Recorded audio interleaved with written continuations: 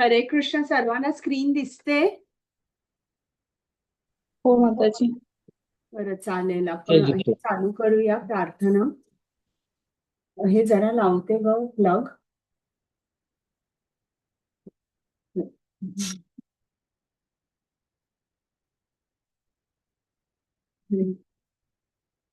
ॐ अज्ञानतिमिरान्धस्य ज्ञानाञ्जनशलाकया चक्षुरुन्मिलितं येन तस्मै श्रीगुरवे नमः।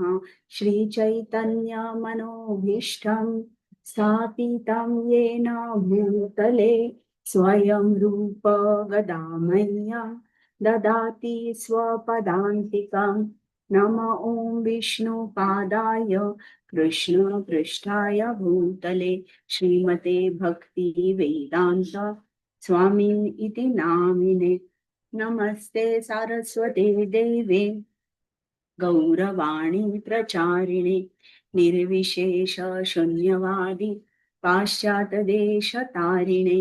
हे कृष्णा करुणा सिंधु दीनबंधु जगत्पते गोपेश गोपिका कांत राधा कांत नमोस्तुते।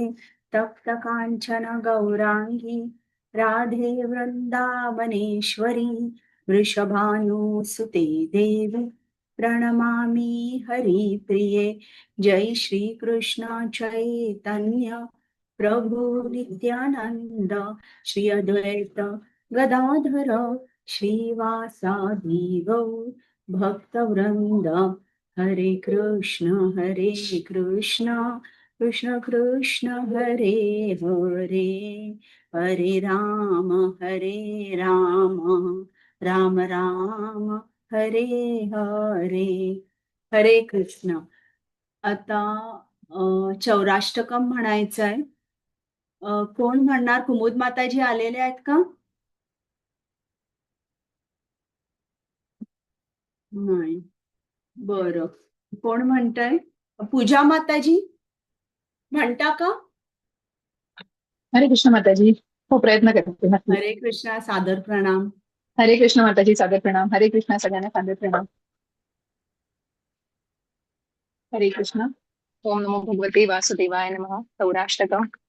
व्रजे प्रसिद्धं नवनीतचौरं गोपालनानां च दुकूलचौरम् अनेकजन्मार्जितपापचौरं चौराग्रगण्यं पुरुषं नमामि।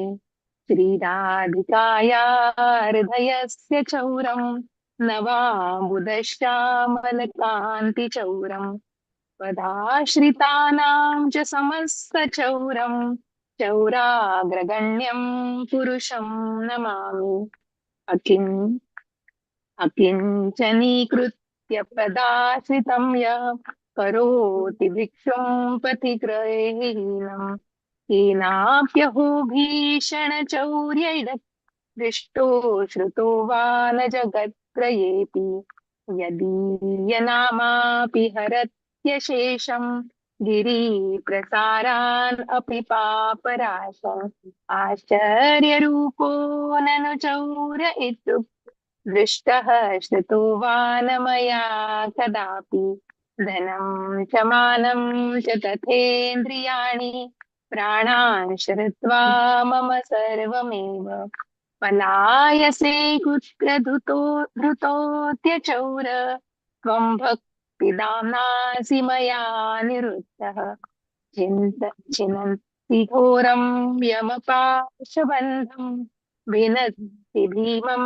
भवपाशबन्धं छिनत्ति सर्वस्य समस्तबन्धं नैवात्मनो भक्तकृतं तु बन्धं मन्मानसे तामसराशिघोरे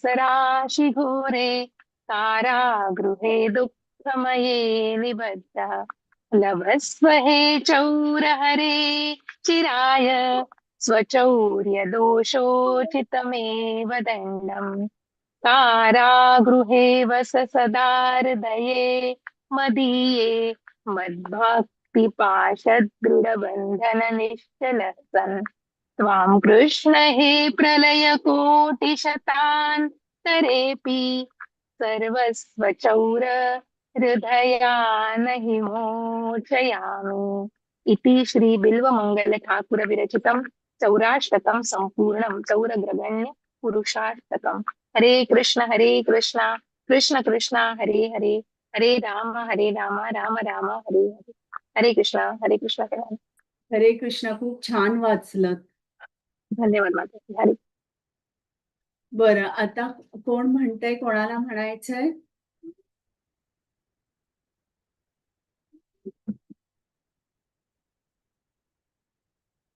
बरं, मी म्हणू का? मी म्हणते. हरे कृष्ण. श्री नंदनंदनाष्टकम सुचारु वक्त्रमण्डलं सुकर्णरत्नकुण्डलं सुचर्चिताङ्गचन्दनं नमामि नन्दनन्दनम् सुदीर्घनेत्रपङ्कजं शिखीशिखण्डमूर्धजम् अनन्तकोटिमोहनं नमामि नन्दनन्दनम् सुनासिकाग्रमौक्तिकं स्वच्छदन्तपङ्क्तिकं नवाम्बुदाङ्गचिक्कणं नमामि नन्दनन्दनम् करेण वेणुरञ्जितं गतिकरीन्द्रगञ्जितं दुकूलपीतशोभनं नमामि नन्दनन्दनम् त्रिभङ्गदेहसुन्दरं नखद्युतिसुधाकरम् अमूल्यरत्नभूषणं नमामि नन्दनन्दनम् सुगन्ध अङ्गसौरभं पुरोविराजिकौस्तुभं स्फुरच्छ्रीवत्सलाञ्छनं नमामि नन्दनन्दनम् वृन्दावन सुनागरं विलासानुगवाससं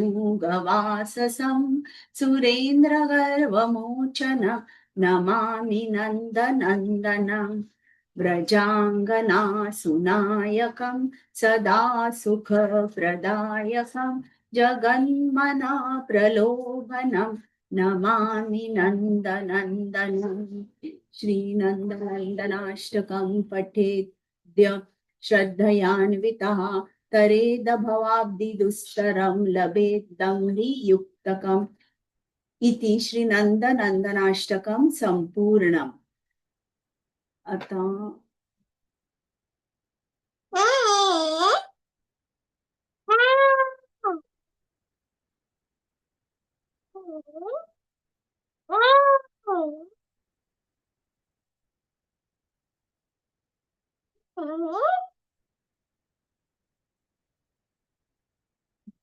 दिसतंय सर्वांना? गोवर्धनधरं वंदे. दिसतंय माताजी. आता आपण काय करूया, हे फक्त 3दा म्हणूया आणि नंतर वेळ उरला ना तर मग आपण परत म्हणूया, कारण मग आज आपल्याला हा कंप्लीट करायचा आहे 15वा अध्याय. तर कोण म्हणतंय? मी म्हणू का माताजी? हा, मृणालिनी माताजी म्हणा. गोवर्धनधरं वन्दे गोपालं गोपरूपिणं गोकुलोत्सवमीशानं गोविन्दं गोपिकाप्रियं। गोवर्धनधरं वन्दे गोपालं गोपरूपिणं गोकुलोत्सवमीशानं गोविन्दं गोपिकाप्रियं। गोवर्धनधरं वन्दे गोपालं गोपरूपिणं गोकुलोत्सवमीशानं गोविन्दं गोपिकाप्रियं। हरे कृष्ण. हरे कृष्ण. आता मी क्षितिजा माताजी तुम्हाला को-होस्ट करते. क्षितिजावरच करू ना, की क्षितिजा वान आहे? हा, हरे कृष्ण. मी एकच मिनिटात जॉईन करते क्षितिजा वरून. बरं, ठीक आहे. हा, पहिलं आता वैष्णवी माताजी घेतील ना? नाही, आज नाही ते घेणार, ते एकदम आता एंडला. बरं, आज या तुम्ही. बरं, तोपर्यंत आपण परत म्हणू शकतो का गोवर्धनधरं वंदे? माझं राहिलंय माताजी. हरे कृष्ण. हा, म्हणा मग नंदा माताजी, त्या जॉईन हो होईपर्यंत म्हणा. हो माताजी. गोवर्धनधरं वंदे गोपाल गोपरूपिणं गोकुलोत्सवमीशानं गोविन्दं गोपिकाप्रियं गोवर्धनधरं वन्दे गोपालगोपरूपिणं गोकुलोत्सवमीशानं गोविन्दं गोपिकाप्रियं गोवर्धनधरं वन्दे गोपालगोपरूपिणं गोकुलोत्सवमीशानं गोविन्दं गोपिकाप्रियं गोवर्धनधरं वन्दे गोपालगोपरूपिणं गोकुलोत्सवमीशानं गोविन्दं गोपिकाप्रियं. म्हणू का माताजी अजून? नाही, 3दा झालं ना तुमचं. आता आणि कोणाला म्हणायचंय? हरे माताजी कृष्ण माता. एक कोण बोललं हरे आता? कृष्ण. हा, बोला. मी म्हणता म्हणू तुम्ही? का? म्हणा. गोवर्धनधरं वन्दे गोपाल गोपरूपिणं गोकुलस्थमीशानं गोविन्दं गोपिकाप्रियं गोवर्धनधरं वन्दे गोपालं गोपरूपिणं गोकुलस्थमीशानं गोविन्दं गोपिकाप्रियं गोवर्धनधरं वन्दे गोपालं गोपरूपिणं गोकुलस्थमीशानं गोविन्दं गोपिकाप्रियं. हरे कृष्ण माताजी. हरे कृष्ण. आता क्षितिजा माताजी जॉईन झालेले आहेत. मी त्यांना को होस्ट केलंय. तर आता कोण, मला वाटतं संजना माताजी आहेत का आता? हो माताजी. हरे कृष्ण. हरे कृष्ण. माताजी, ऍक्च्युली माझा लॅपटॉपचा प्रॉब्लेम आहे. तुम्ही 15वा अध्यायाचा हे काढून ठेवाल का, पहिला पेज? कारण की माझं लॅपटॉप मध्ये नॉट रिस्पॉन्डिंग दाखवते. मला प्रेझेंटेशन शेअर नाही करायला जमलं आणि माहिती पण नाही का. कदाचित भगवंतांची इच्छा असेल, कारण की सकाळपर्यंत तर मी ऑन केलं, सगळं व्यवस्थित होतं. आता नॉट रिस्पॉन्डिंग दाखवतं. तर मी फक्त बोलू शकते, तुम्ही स्क्रीन शेअर कराल 15व्या अध्यायाचा फक्त? हो, मी चालेल. करते. बरं, ठीक आहे. क्षितिजा माताजी करा. म्हणजे आपल्याला श्लोक आणि हे अनुवाद तरी येईल वाचायला. हो चालेल माताजी. क्षमस्व.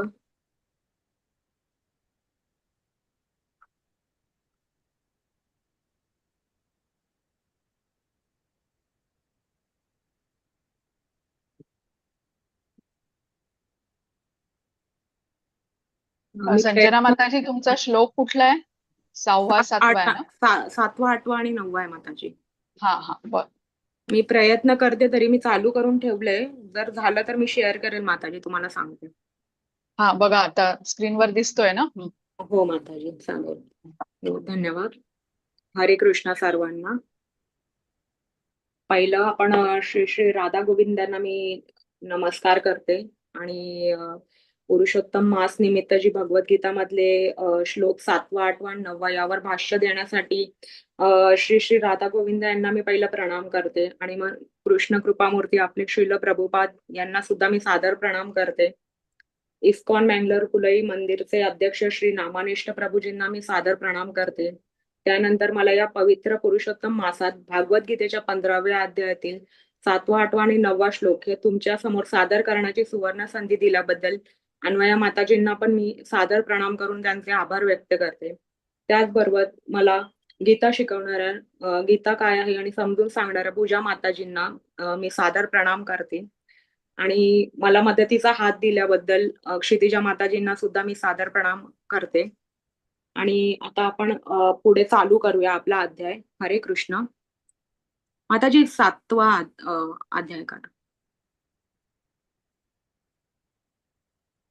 हा, धन्यवाद.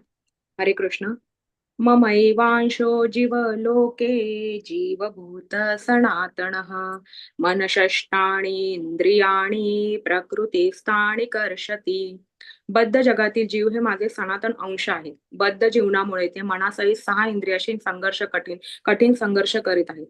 आता आपण या श्लोकामध्ये बघू शकतो की भगवंतांनी जे आहेत ना, ते जीवाची जी स्थिती आहे ती सांगितली आहे. जीव जे आहे ते भगवंतांचे सनातन अंश आहेत. पण भगवंतांनी जी जीवाची स्थिती आणि त्यांची जी सनातन प्रकृती आहे ती या भगवंतांनी या गोष्टीबद्दल इकडे सांगितलेलं आहे. आता आपण या जगामध्ये जेव्हा आहे तर सगळ्यांना कितीतरी लोकांना असं वाटतं की जीव जे आहे तो त्याला स्वतःचं एक व्यक्तित्व आहे आणि जेव्हा तो या जगातून मुक्त होतो तेव्हा तो भगवंतांशी एकरूप होतो. तर असं नाहीये.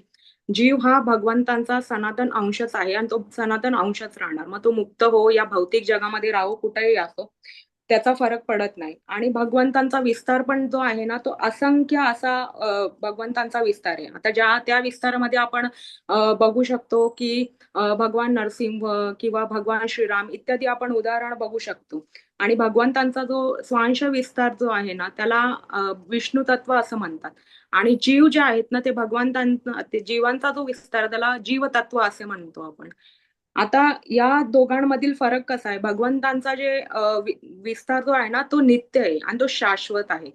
पण जीव जो आहे ना जीव आपल्या कर्मानुसार यात्रा करत असतो. प्रत्येक जन्मामध्ये किंवा वेगवेगळ्या 84 लाख योनीमधून वेगवेगळ्या योनीमध्ये यात्रा करत असतो. आता भगवंतांचे आपण अंश असल्यामुळे जीव जो आहे भगवंतांचा अंश असल्यामुळे ना भगवंतांनी जीवाला सुद्धा जे आहे ना स्वातंत्र्य देऊन ठेवले. आता त्या स्वातंत्र्याचा उपयोग कसा करायचा, आपण त्याच्यामध्ये त्याचा सदुपयोग करायचा की दुरुपयोग करायचा हे आपल्यावरती आहे. कारण की जर जीवाने या स्वातंत्र्याचा सदुपयोग जर केला तर त्याला मुक्ती मिळते. आणि जर त्याने त्याचा दुरुपयोग जर केला तर तो या भौतिक जगामध्ये अडकून राहतो आणि मग भौतिक जगामध्ये मायेच्या प्रभावामध्ये तो अटकतो. आणि त्याच्यामुळे काय होतं की त्याच्या त्या इंद्रिय जे आहेत त्याच्याशी त्याला कठीण संघर्ष करावा लागतो. कारण की कसं पण करून या भौतिक जगामध्ये टिकावं लागतं. त्याच्यासाठी इंद्रियांशी त्याला कठीण संघर्ष जो आहे तो करावा लागतो. तर आता आपल्या हातामध्ये आहे की प्रत्येक जीवाच्या हातामध्ये हे आहे की आपण काय करायला पाहिजे. आपण त्या इंद्रियांच्या आहारी गेलं पाहिजे की ती इंद्रियांवर आपण विजय मिळून त्या इंद्रियांचा सदुपयोग आपण केला पाहिजे. आणि इंद्रियांचा सदुपयोग हा कृष्ण भावना भावित भक्तामध्येच आपण बघू शकतो. कारण की कृष्ण भावना भावित भक्त जो असतो तो मायेच्या प्रभावामध्ये नसतो.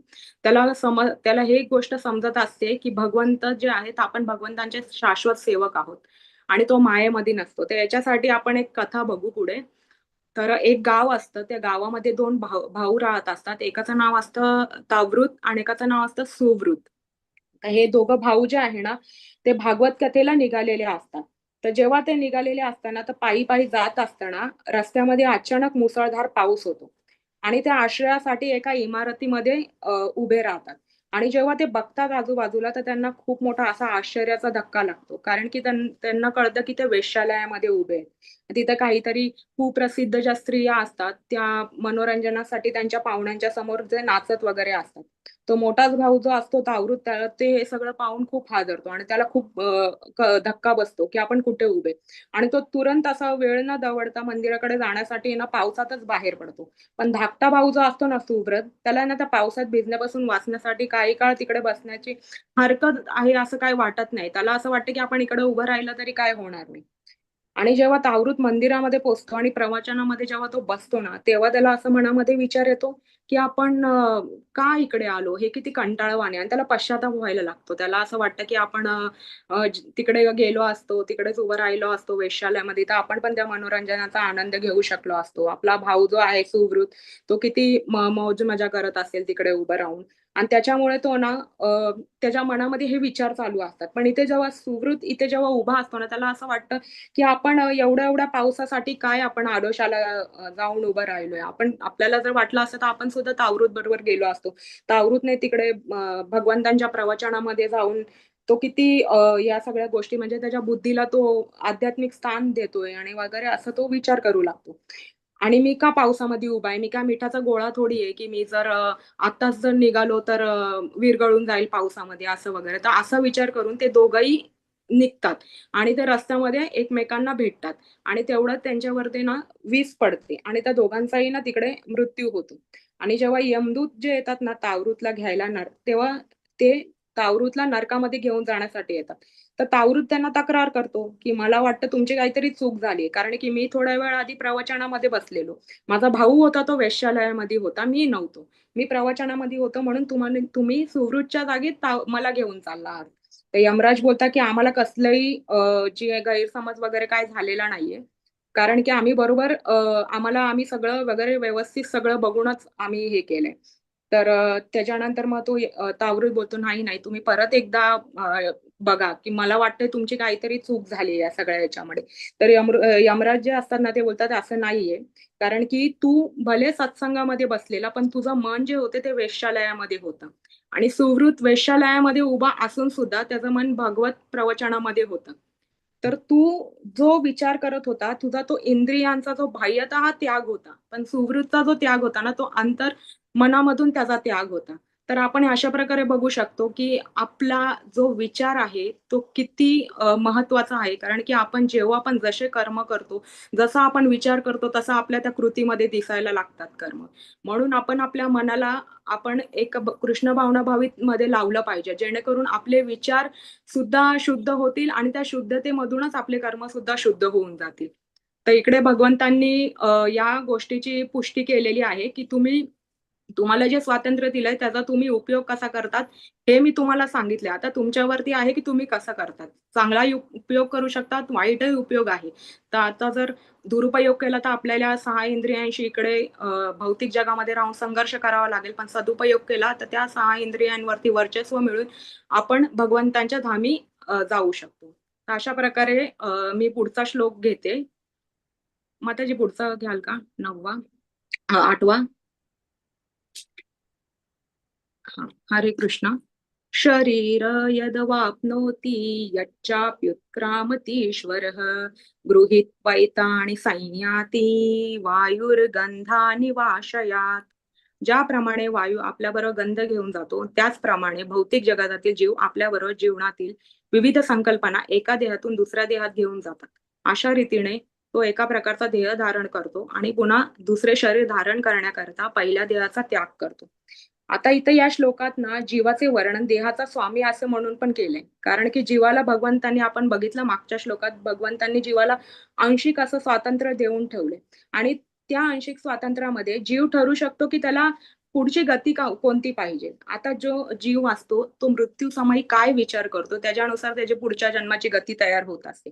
आता त्याने जर मृत्यू समयी एखाद्या जनावराचा विचार केला तर त्याला पुढच्या जन्मी जनावराचा जे आहे आयुष्य मिळतं, जे आपण भरत महाराजांच्या कथेमध्ये सुद्धा बघितलंय भगवद्गीतेमध्ये. तर जसा तो देवी देवतांबद्दल विचार करतो तर त्याला त्या देवी देवतांचा जन्म तसा मिळतो. पण जो कृष्ण भावना भावित व्यक्ती जो असतो ना तो फक्त भगवान कृष्णांबद्दलच विचार करतो. त्यामुळे त्याला कृष्ण लोकाची प्राप्ती होते आणि त्या शाश्वत धामाची प्राप्ती झाल्यानंतर त्याला पुन्हा या भौतिक जगतात परत यावं लागत नाही. पण आता काही लोकांचा असा दावा असतो की हे शरीर सोडलं की सगळं संपतं. तर भगवंतांनी इथे क्लिअरली आपल्याला सांगितलंय की शरीर सोडलं म्हणून सगळं संपत नाही. हा दावा खोटा आहे. तर असं नसतं. देह एका देहामधून दुसऱ्या देहामध्ये नेहमी स्थानांतर करत असतो. त्याच्यावरती जे वर्तमान कर्म कसे आहे, तो आत्ता काय कर्म करतोय, त्याची आत्ताची स्थिती काय, त्यावर त्याचा पुढचा जन्म पुढच्या जन्माची पार्श्वभूमी त्याची तयार होत असते. आता जर त्याने काही वाईट कर्म केलं तर पुढच्या जन्मामध्ये ते भोगावं लागेल. आता चांगलं केलं तर पुढच्या जन्मामध्ये पण त्याचं फळ चांगलंच मिळेल. जसं आपण बोलू शकतो जसे कर्म तसा जन्म हे आपण बोलू शकतो. आता मनुष्य काय कितीतरी वेळा मनुष्याचा जन्म होत असतो. अनेक वेळा मनुष्य मृत्यू पावतो, जन्म घेतो, मृत्यू पावतो. हे चक्र चालूच असतं मनुष्याचं.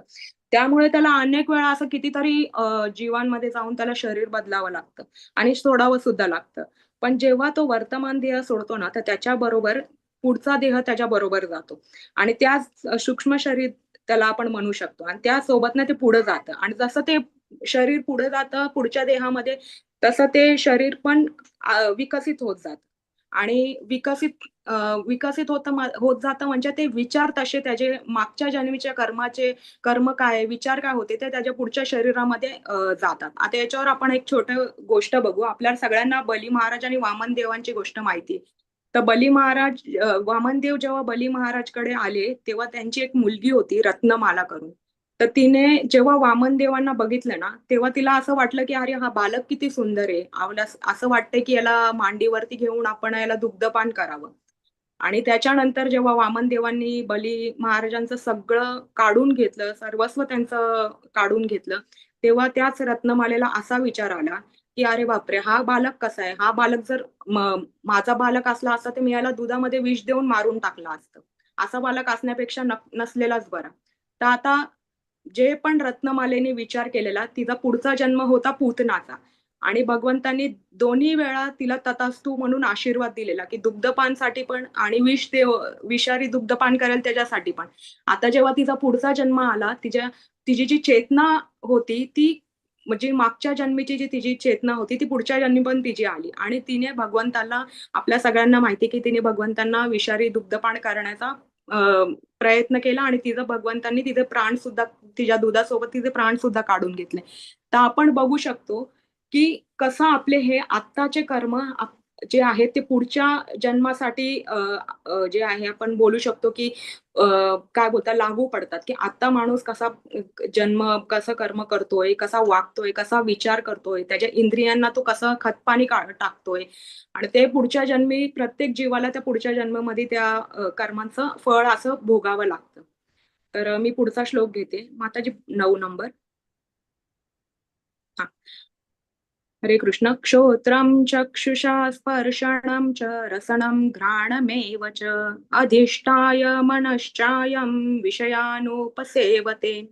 अशा प्रकारे जीव दुसरे स्थूल शरीर धारण करून मनाशी केंद्रित झालेली कान, नेत्र, जिव्हा, नाक आणि स्पर्श इत्यादी विशिष्ट प्रकारचे इंद्रिय प्राप्त करतो. अशा रीतीने तो एका विशिष्ट प्रकारच्या इंद्रिय विषय समूहाचा उपभोग घेतो. आता इकडे भगवंतांनी आपल्याला काय सांगितलंय की जीव जेव्हा दुसरा शरीर धारण करतो ना, तर तेव्हा त्याला त्या शरीरानुसार त्याला इंद्रिय सुद्धा प्राप्त होतात आणि तो इंद्रियांचा पुन्हा उपभोग घ्यायला लागतो सगळ्या गोष्टींमध्ये आणि तो भौतिकतेमध्ये अडकायला सुरुवात होती. पण जीवाची जी चेतना आहे ना, भगवंतांनी तिला पाण्याची उपमा दिली. आता भगवंतांनी तिला पाण्याची उपमा दिली कारण की पाण्यामध्ये आपण जर पाणी हे आपण बघतो रंगहीन असतं, पण आपण जर एखादा विशिष्ट कलर त्या पाण्यामध्ये टाकला, रंग टाकला, तर ते पाणी जे आहे त्या रंगाच्या आकारचं रंगामध्ये मिसळून जातं. तर चेतना सुद्धा अशीच असते. जर एखादा आपण चांगल्या गोष्टीमध्ये त्या चेतनेला लावलं तर ती चेतना सुद्धा चांगली बनते, पण जर वाईट गोष्टीमध्ये लावलं तर ती चेतना सुद्धा त्या वाईट गोष्टीनुसार बदलून जाते. आता आपल्यावर हे आहे की आपण त्या चेतनेचा उपयोग कसा केला पाहिजे. पण खरं तर असं बघायला गेलं तर कृष्ण भावना ज्या आहेत ना, इथे भगवंतांनी स्पष्ट सांगितलंय की जो कृष्ण भावनेमध्ये आपली चेतना लावतो ना, तो या भौतिक गुणामध्ये कधीही फसत नाही. आणि कृष्ण भावनाभावित भक्ताची जी चेतना असते ना, ती पूर्णपणे शुद्ध असते. आणि जरी त्या जीवाची चेतना भौतिक गुणामध्ये अडकली तरी त्याला पुढचा जन्म तसाच भेटतो. आणि भगवंत इथे स्पष्ट सांगताय की पुढचा जन्म हा मनुष्याचा असेल असे नाही, 84 लाख योनीमध्ये कोणताही जन्म मनुष्य प्राप्त करू शकतो.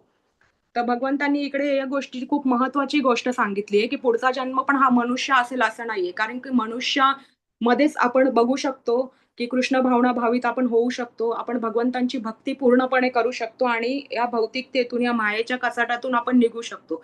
पण पुढच्या जन्म पर्यंत वाट बघितली तर ते शक्य होणार नाही. त्यामुळे मनुष्य जन्म हा खूप दुर्लभ आहे. त्यामुळे आपण या भौतिक जगातून सुटण्याचा नेहमी प्रयत्न केला पाहिजे. आणि जेव्हा आपण प्रयत्न करू तेव्हा तो प्रयत्न सफल होईल. आपण जर असं सोडून दिलं की नाही आता बघू नंतर, वेळ नाहीये सगळं, तर ही गोष्ट कधीही सफल होणार नाही आणि पुढच्या जन्मी मनुष्याचा जन्म मिळेल याचं कोणालाही निश्चिती नसते. त्यामुळे मनुष्य जन्म हा आहे खूप दुर्लभ आहे. याचा आपण उपयोग घेतला पाहिजे. त्याच्यासाठी एक छोटीशी कथा सांगून मी माझं भाष्याचं समापन करते. इकडे एक अशी कथा आहे की एकदा भगवान श्रीकृष्ण नाविकचं रूप घेऊन एक जुनी नाव घेऊन यमुना किनारी उभे असतात आणि राधा राणी आणि गोपिका ज्या आहेत त्या त्यांच्या दह्यांचे हंडे वगैरे घेऊन ते चाललेले असतात यमुना किनारी. तर जेव्हा ते यमुना किनारी येतात ना, ते बघतात की यमुना पार करायला कोणच नाहीये. तर मग ते बघतात, तर राधा राणी बोलते की तिकडे एक नाविक उभा आहे ज्याची नाव खूप जुनी आहे, तर आपण त्याला विचारूया तो आपल्याला नदी पार करून देईल की नाही. तर जेव्हा सगळ्या गोपिका आणि राधा राणी जाऊन भगवंतांना विचारतात, तर भगवंत नाविक रूपात असतात. तर त्यांना कळत नाही हे भगवंत आहेत. तर ते विचारतात की आम्हाला यमुना पार तुम्ही करवाल का? तर ते बोलतात की माझी नाव खूप जुनी आहे, नाही होणार, शक्य नाही होणार. ते बोलतात कृपया आम्हाला तिकडे पार करा, कारण की आम्हाला खूप म्हणजे घाई जायची, पार करायची. आम्ही पार नाही केलं तर आम्हाला दुसरं कोणतंच साधन नाहीये. तर भगवंत बोलतात नाही, मग तुम्हाला असं आहे तर मग तुम्हाला कर द्यावा लागेल. तर गोपिका बोलतात कर का द्यावं लागेल, तर बोलतात की तुम्हाला तुमच्या ज्या दही हांडेमधले जे पण सगळं दही वगैरे आहे ते सगळं मला द्यावं लागेल तुम्हाला. तर गोपिकांना थोडा शक येतो की हे भगवंत आहे, पण तरी पण ते ठीक आहे करून बसतात नावेमध्ये. तर जेव्हा नाव मध्ये जाते ना तेव्हा नाव अचानक खूप डगमगायला लागते, खूप डगमगायला लागते. तर भगवंत बोलतात की बघा मी तुम्हाला आधीच बोललेलो ही नाव खूप जुनी होती तरी पण तुम्ही बसलात. आता तुम्ही एक काम करा, तुम्ही तुमचे जे सगळ्यात जे दही वगैरे सगळं यमुनामध्ये टाकून द्या, तुमची मडकी वगैरे पण सगळं टाकून द्या. तर ते बोलतात असं कसं आम्ही करणार, आम्ही नाही असं करू शकत. मग भगवंत अजून नाव डगमगायला लागते त्यांची आणि मग ते बोलतात की नाही आम्ही नाही टाकू शकत, हे आमचं मेहनतीचं सगळं आहे, आम्ही घेऊन चाललोय हे आमच्या दुसरीकडे व्यापार वगैरे करायला. ते बोलतात नाही नाही असं नाही होणार, तुम्हाला ते टाकावंच लागेल.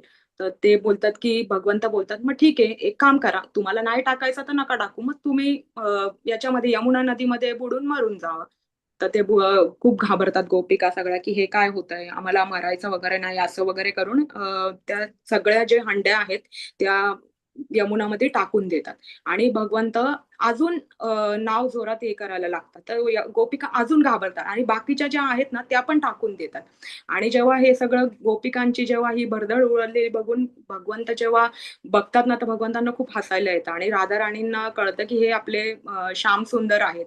तर राधा राणी जी आहे ना त्यांना पकडते. तर ही एक नौका विहाराची कथा आहे, पण या कथेमध्ये भगवंतांनी आपल्याला खूप मोठा संदेश दिलाय. तर संदेश कसा की ही जी नाव आहे ना ती कसलं प्रतीक आहे, हे संसार रूपी भवसागराचं प्रतीक आहे. जे भौतिक जगाचा जो सागर आहे ज्याच्यामध्ये आपण सगळे आता काय बोलतो आपण पौडतोय त्याच्यामध्ये, तर ते हे जे नाव आहे ना त्याच्यामध्ये भौतिक रूपेचं हे सांगितलंय. आणि जे अ, यमुना नदीला जे अनिश्चित आणि अचंचल असं चंचल आणि अनिश्चित असं सागर सांगितलंय. कारण की आपण नेहमी भगवंतांना अशी प्रार्थना करतो की मला या भवसागरामधून बाहेर काढा, मला इकडे नाही राहायचंय, मला शाश्वत धामाची प्राप्ती करायची आहे वगैरे. आणि जे आणि जे मटके वगैरे पण ते होते ना ते पण काय ते कसलं प्रतीक आहे, ते अहंकार मोह आणि सांसारिक आसक्तीचं प्रतीक आहे. म्हणजे जोपर्यंत आपण या सगळ्या गोष्टी सोडणार नाही तोपर्यंत भगवंत आपल्याला प्राप्त होणार नाही. आणि ह्या सगळ्या गोष्टींबरोबर जर आपण भगवंताला प्राप्त करण्याचा प्रयत्न केला तर त्याचा काहीच उपयोग होणार नाही. कारण की जसं आपले इंद्रिय काम करते तसं पुढचा जन्म तयार होत जाईल आणि पुढचा जन्म मनुष्याचा असेल याची शाश्वती कोणालाही नाहीये. तर भगवंतांनी इथे सांगितलंय की कधी कधी आयुष्यामध्ये खूप साऱ्या कठीणाई येतात, पण याचा अर्थ असा नाही की आपण त्यांना त्यांच्या आहारी जाऊन आपण सगळं काही सोडून द्यावं. नाही, तुम्ही नेहमी निरंतर माझं ध्यान करा. माझ्या ध्यानाद्वारेच तुम्हाला मी प्राप्त होऊ शकतो. कारण की तुम्ही जर माझं ध्यान केलं तर तुमचं या सगळ्या सुख दुःख या सगळ्या गोष्टींमध्ये तुमचं मन नाही लागणार आणि तुम्ही जे माझ्यावर विश्वास ठेवता, माझं ध्यान करून माझं नाम जप वगैरे करताय त्यानुसार तुम्ही जीवनाच्या अंती माझ्या लोकाची प्राप्ती कराल. तर आपणाला भगवंतांनी एक साधारण नौके लीलेमधून पण भगवंतांनी आपल्याला खूप मोठा संदेश दिला आहे की जोपर्यंत आपण सांसारिक आसक्ती मोह अहंकार या सगळ्या गोष्टींचा त्याग करत नाही तोपर्यंत भगवंत आपल्याला मिळू शकत नाही. तर असं बोलून मी माझं भाष्य संपवते. तर क्षमस्व काय चुकी झाली वगैरे असेल तर सगळ्यांना हरे कृष्ण, धन्यवाद. हरे कृष्ण. आता पुढे कोण आहे? सुषमा माताजी. हो माताजी मी आहे. हं. हो होस्ट बनवा. ओके.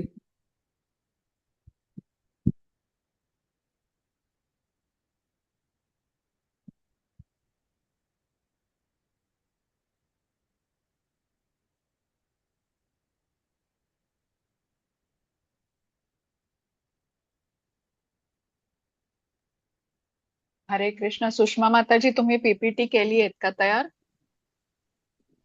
हो माताजी. राजा चित्रकेतूची? हो हो. हा बर चालेल.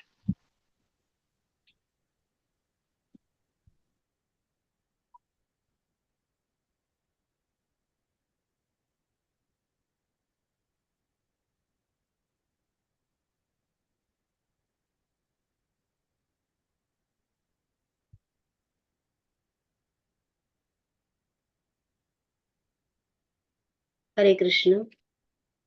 ओम नमो भगवते वासुदेवाय. श्री श्री राधा गोविंद यांना दंडवत प्रणाम. श्रील प्रभुपादजी यांना दंडवत प्रणाम. श्री गुरु महाराज यांना दंडवत प्रणाम. इस्कॉन मँगलोरचे अध्यक्ष श्री नामानिष्ठ प्रभूजी यांनाही दंडवत प्रणाम. सर्वांचे प्रेरणास्थान असलेल्या पूजा माताजी, मुग्धा माताजी, अन्वया माताजींना सादर प्रणाम. सर्वांचे स्वागत, सर्वांना सादर प्रणाम. पुरुषोत्तम मासाच्या या पवित्र काळामध्ये पूर्ण पुरुषोत्तम भगवान श्रीकृष्णांनी सांगितलेल्या या भगवद्गीतेच्या अध्यायातील 15व्या श्लोकामधील क्रमांक 10, 11 आणि 12 प्रस्तुत करण्याचा गुरुकृपेने आणि भगवत कृपेने मला योग आलेला आहे. तर मी अल्पमती, काही त्रुटी झाल्यास क्षमा करा आणि जे छान होईल ते गुरूंचा आशीर्वाद. तर श्लोक क्रमांक 10 आता मी वाचते आहे. तर श्लोक क्रमांक 10. उत्क्रामन्तं स्थितं वापि भुञ्जानं वा गुणान्वितं पश्यन्ति ज्ञानचक्षुषः. तर हा जो 10वा श्लोक आहे, या श्लोकाबद्दल बोलण्यापूर्वी आपण थोडेसे स्मरण करूया. तसंही आपण मागील श्लोकांमध्ये ते ऐकलेलेच आहे, परंतु या श्लोकामध्ये ज्ञानचक्षुष हा जो शब्द सांगितलेला आहे, या शब्दासाठी आपल्याला भगवंतांनी अध्याय क्रमांक 2 मध्ये श्लोक नंबर 13 जो आहे, देहिनोऽस्मिन्यथा देहे कौमारं यौवनं जरा तथा देहांतर प्राप्तीर धीरस्तत्र न मुह्यति. तर या श्लोकामध्ये भगवंतांनी सांगितलं होतं की प्रत्येक जीव हा स्वतंत्र देहधारी आत्मा आहे आणि प्रत्येक क्षणी तो शरीर बदलतो. कधी बालकाप्रमाणे, कधी तरुणाप्रमाणे, कधी म्हाताऱ्याप्रमाणे दिसतो, पण जीवात्मा मात्र तिथेच असतो, त्याच्यात कोणताही बदल घडून येत नाही. परंतु अंततः हा जीवात्मा शरीराच्या मृत्यूनंतर दुसऱ्या शरीरात स्थानांतरित होतो आणि शरीरातील अशा बदलांमुळे प्रत्येकाला त्याच्या आयुष्यात आपल्या आपल्या कर्मानुसार सुख आणि दुःख मिळतं. म्हणून या अध्यायामध्ये भगवंतांनी अर्जुनाला सांगितलं होतं की तू व्यर्थ शोक शरीराबद्दल करू नकोस. हे सर्वजण जे आहे ते चिरंजीव आहे, त्यांचा आत्मा आपल्यामध्ये राहणार आहे. तर अशा प्रकारे या श्लोकाचं स्मरण यासाठी की प्रभुपादजी सुद्धा तात्पर्यात सांगतात की हे जे सर्व आहे, जे आपण मागच्या श्लोकामध्ये ऐकलं, जे आता आपण या श्लोकामध्ये सांगणार आहोत, तर त्याच्यामध्ये प्रभुपादजी आपल्याला तात्पर्यात सांगतात की हे जे सर्व मनुष्याची जीवाची मूळ स्थिती, परमात्मा, आध्यात्मिक तसंच भौतिक प्रकृतीचं परिपूर्ण ज्ञान असतं, हे जे ज्ञान असतं त्या मनुष्याला ज्ञानी मनुष्य असं म्हणतात. आणि असा मनुष्य शरीराच्या या स्थित्यंतरामुळे कधीच गोंधळून जात नाही. म्हणून या श्लोकामध्ये ज्ञानचक्षुष हा जो शब्द आहे तो हा या दृष्टीने अतिशय महत्वाचा आहे की जे असे ज्ञानचक्षुष कोण असतात, तर भगवंतांचे शुद्ध भक्त, महान वैष्णव भक्त जे आहेत, तर हे जे ज्ञानी असे जे आहेत त्यांना ते ज्ञानचक्षुष असतात. आणि या श्लोकामध्ये जीव देहत्याग कसा करतो, पुढील जन्मी त्याला कोणत्या प्रकारचा देह प्राप्त होणार आहे, विशिष्ट देहातच का वास करीत आहे, हे सर्व काही हे या ज्ञानामुळे मनुष्य जाणू शकतो.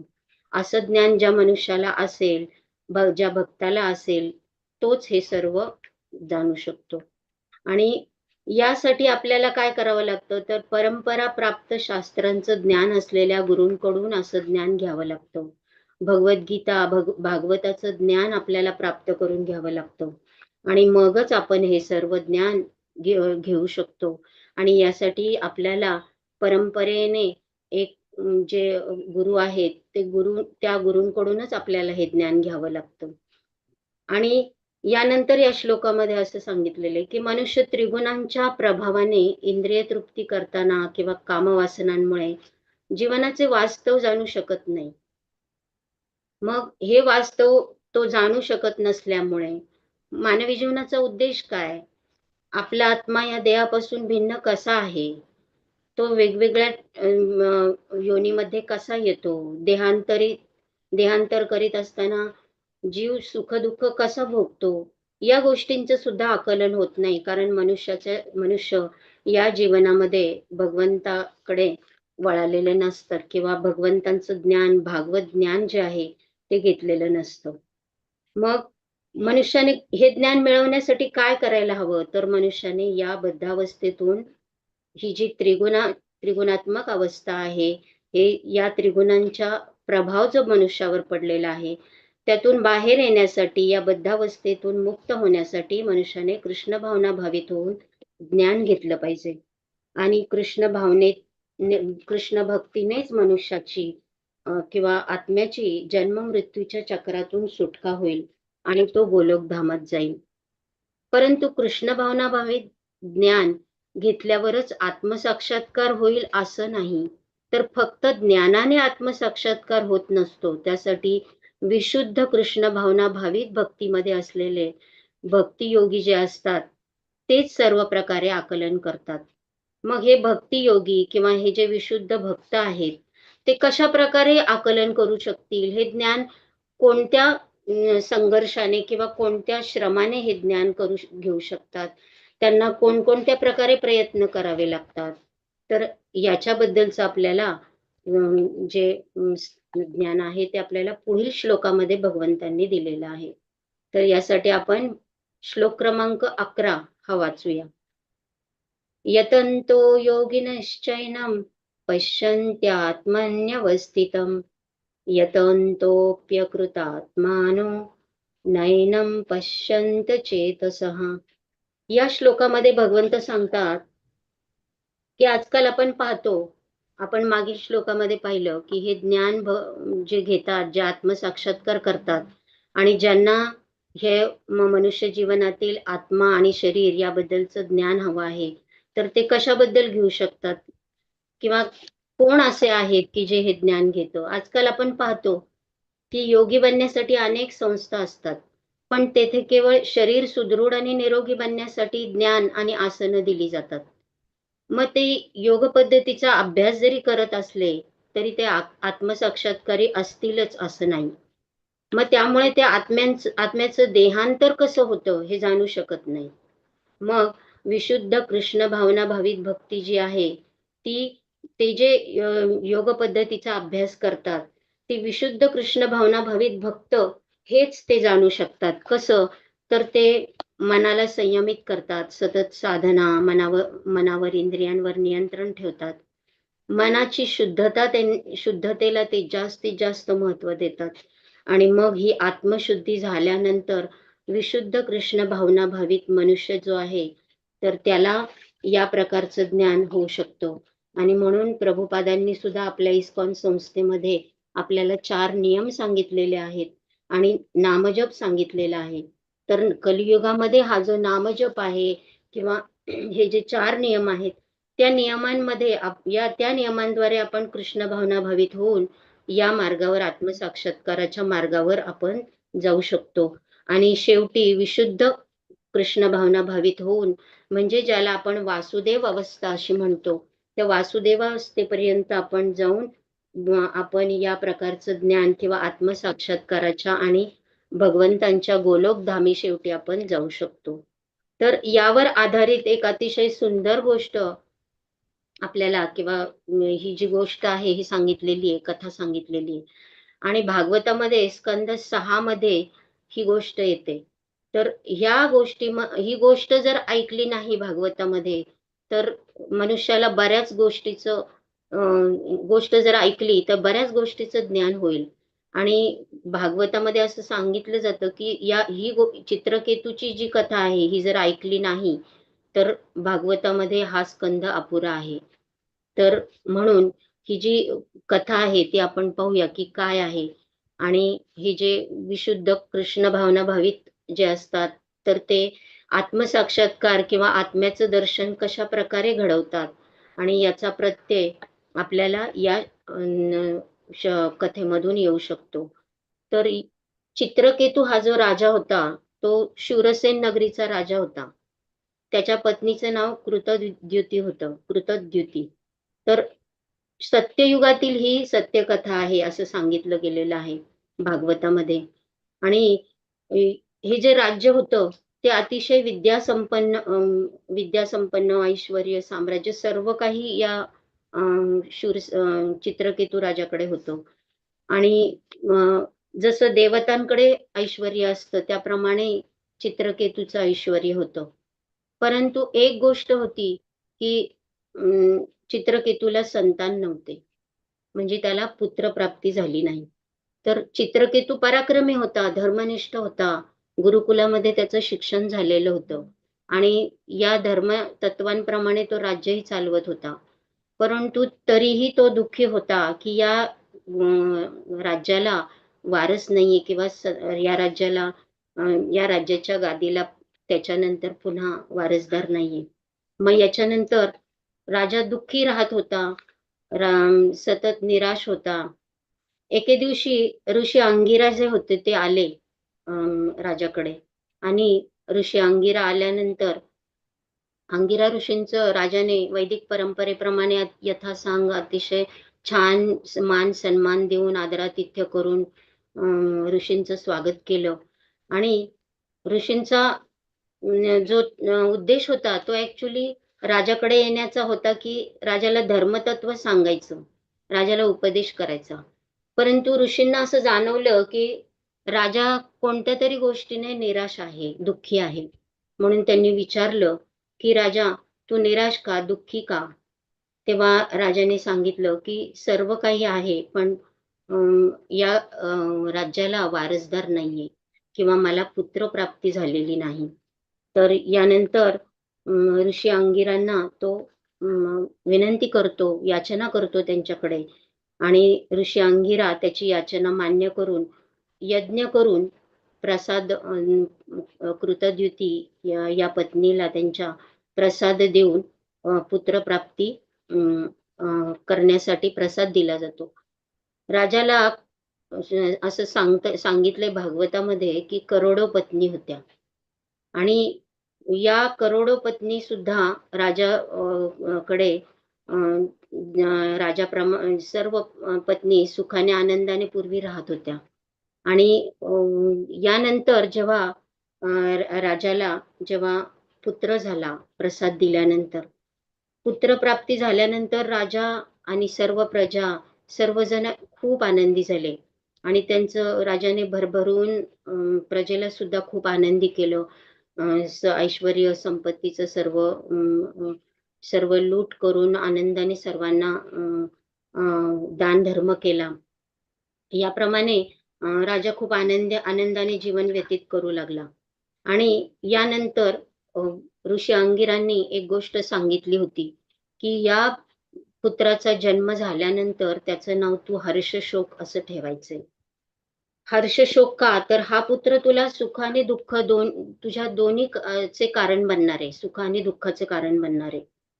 आणि हे राजाने लक्षात ठेवलं होतं आणि काही दिवसांनी पुढे अनेक दिवसांनी असेच दिवस आनंदात जात होते आणि मात्र राजाचं लक्ष मात्र इतर पत्नींकडे नव्हतं आणि फक्त कृतद्युती या पत्नीचीच ते जास्त आनंदाने विचारपूस किंवा जे त्यांचं सर्व काही आनंदामध्ये दिवस जात होते आणि याप्रमाणे इतर राण्यांना मात्र मत्सर वाटू लागला होता की आपल्याकडे महाराजाचं दुर्लक्ष झालंय आणि म्हणून त्यांनी ठरवलं की आपण काहीतरी कट करायचा आणि त्यांनी ह्या सर्व राण्यांनी विचार करून या पुत्राला अन्नातून विष दिलं आणि एके दिवशी जेव्हा हा पुत्र झोपलेला होता तेव्हा राणी येऊन गेली, हलवलं, परंतु तिला वाटलं की झोपलेला आहे बालक